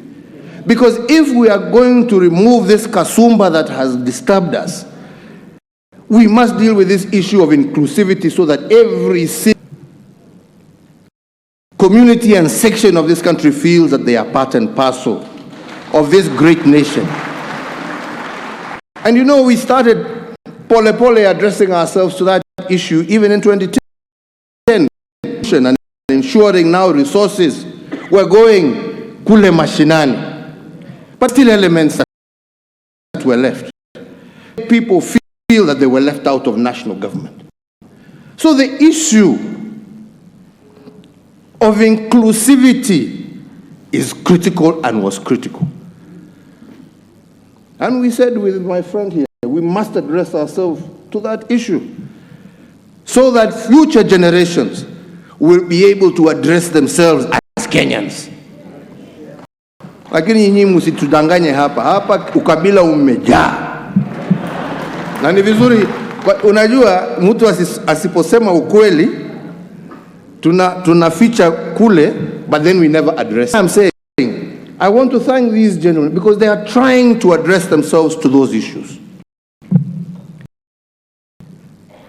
Because until we do, we'll consistently be negative. And we want to change that cycle so that our politics can be positive driven. Positive that we are winners when we are together. That is the direction that we wish to move ourselves in. The second big problem we have is our young people. Again, let us not cheat ourselves. It is our young people. We have a youth bulge that, if not, can be a time bomb that can blow this country to pieces.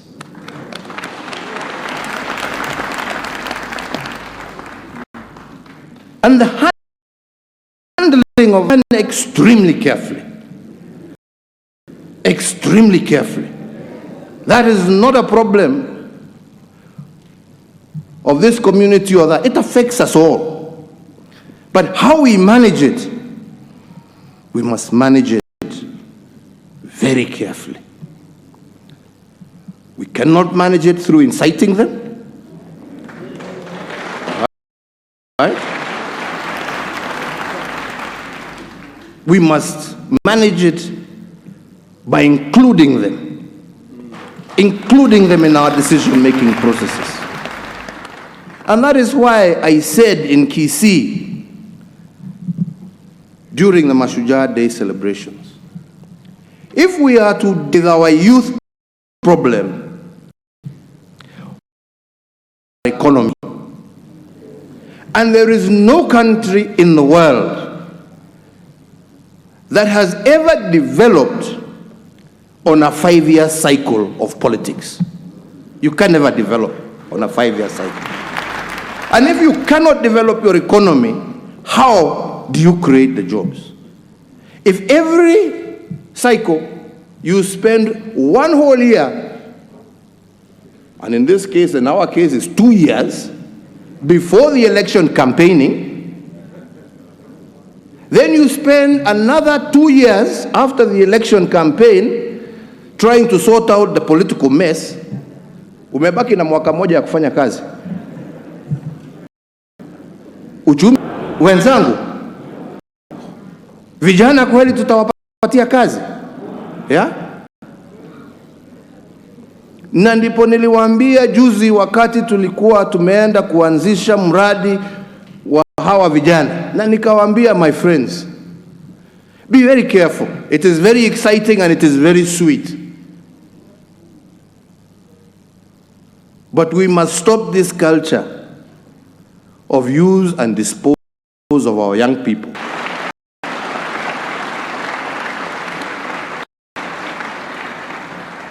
Develop and deepen a process, which again I want to thank these gracious men and women because they have looked into those issues, of how we can systematically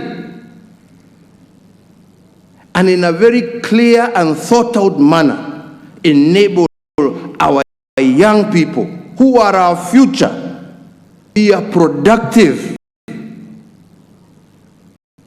part of Kenyan society. And nobody can do that. I can't do it alone. We must be together, and we must engage in that conversation together. Tunaelewana wenzangu? And I strongly believe if we just deal with those two issues, other issues dealing with women, dealing with handicapped, and I don't want to get into them. Kwa sababu tumesoma na tumesema tutakuwa na dialogue. Lakini mimi ombi langu kwenu nyinyi ni wakati tunasoma, let us focus ourselves on dealing with those two very critical issues that will guarantee the peace, the stability, and the ultimate prosperity of our nation.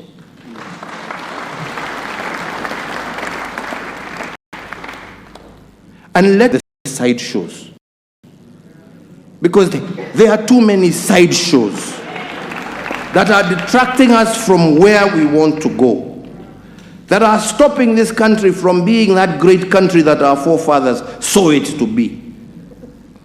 And I believe that together we can achieve it. And I believe that together we can overcome this hurdle And then those who are seeking elective positions, how wonderful it would be if you were seeking those elective positions in a unified country where it was ideas that are competing against each other, not ethnicity. It was a competition of ideas. How best can we get to where we are going? How best can we achieve for our people, for our children, for our children's children? And I believe here, as I said in KC, I believe here we have something that can begin us in that process. And rather than fight over the many things that agree or disagree on, please, on this one, let us agree. Let us agree and fix it. Mimi hiyo ndio ombi langu kwenu nyinyi na kwa Wakenya wote.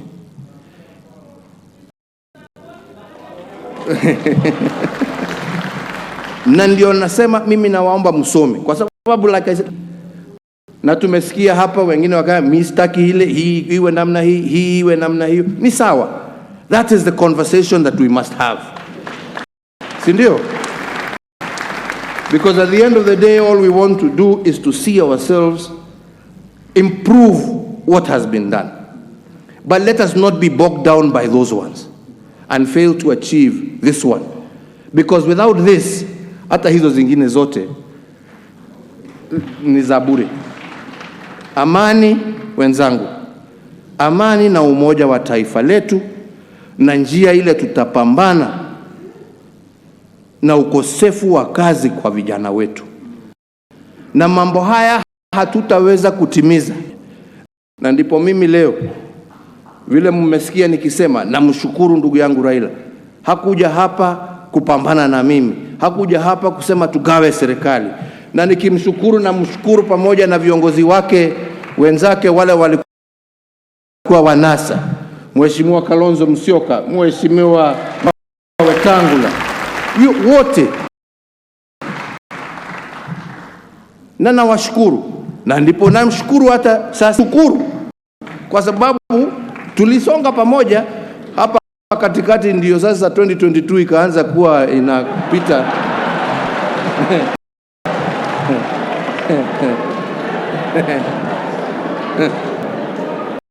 Akasahau yale mengine. Na ndio wanasema watu tutulize ball, hiyo bado itakuja. Ama ni namna gani wenzangu? Tutulize ball, hiyo itakuja. Miaka hairudi nyuma. Nilikuwa naambia viongozi hawa wa Kisii siku nyingine walikuja kunitembelea. Race hii ni ile ya kuhandover, unajua? Si ndio? Inaitwa relay. Unakimbia ule mwingine anakugojea kukugojea ndio ashike aendelee, si ndio? Lakini sasa my brother William hapa amepinduka, anakimbia nyuma.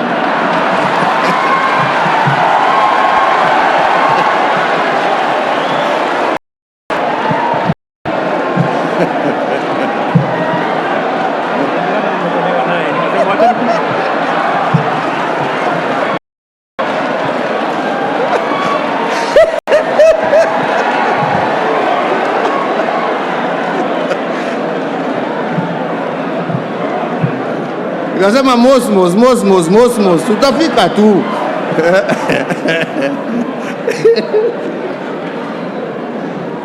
Jameni, tufanye shughuli hii muhimu kwa taifa. Shughuli ambayo itatusaidia na itasaidia kuleta umoja na amani katika taifa letu.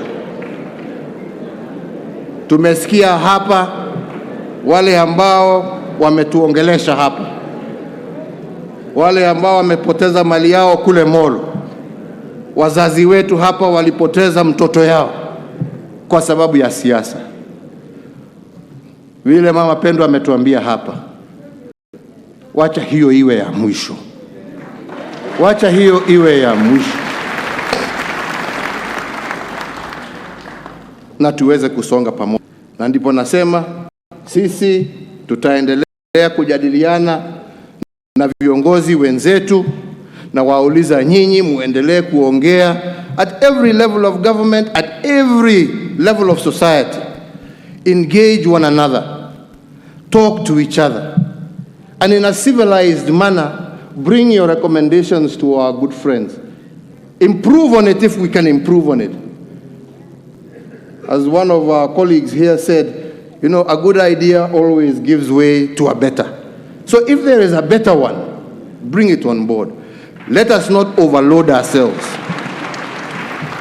and let us push forward and bring peace to our country. Mimi sitaki kuzidi hapo, isipokuwa kuungana na yale ambaye pia former Prime Minister ametaja, ya kwamba sisi wote tuwatuma rambirambi kwa jamii ya Zamba Kitonga, shujaa wa taifa letu la Kenya, ambaye kulete hiyo katiba ya 2010. Tuombe Mwenyezi Mungu amweke pahali pema, na tufuate sisi hivyo ambaye ametufundisha. Tutasaidiana. BBI hii itapita jameni, ama mnaonaje? Itapita jameni? Mutapitisha? Mutatusaidia kuelimisha Wakenya ni kwa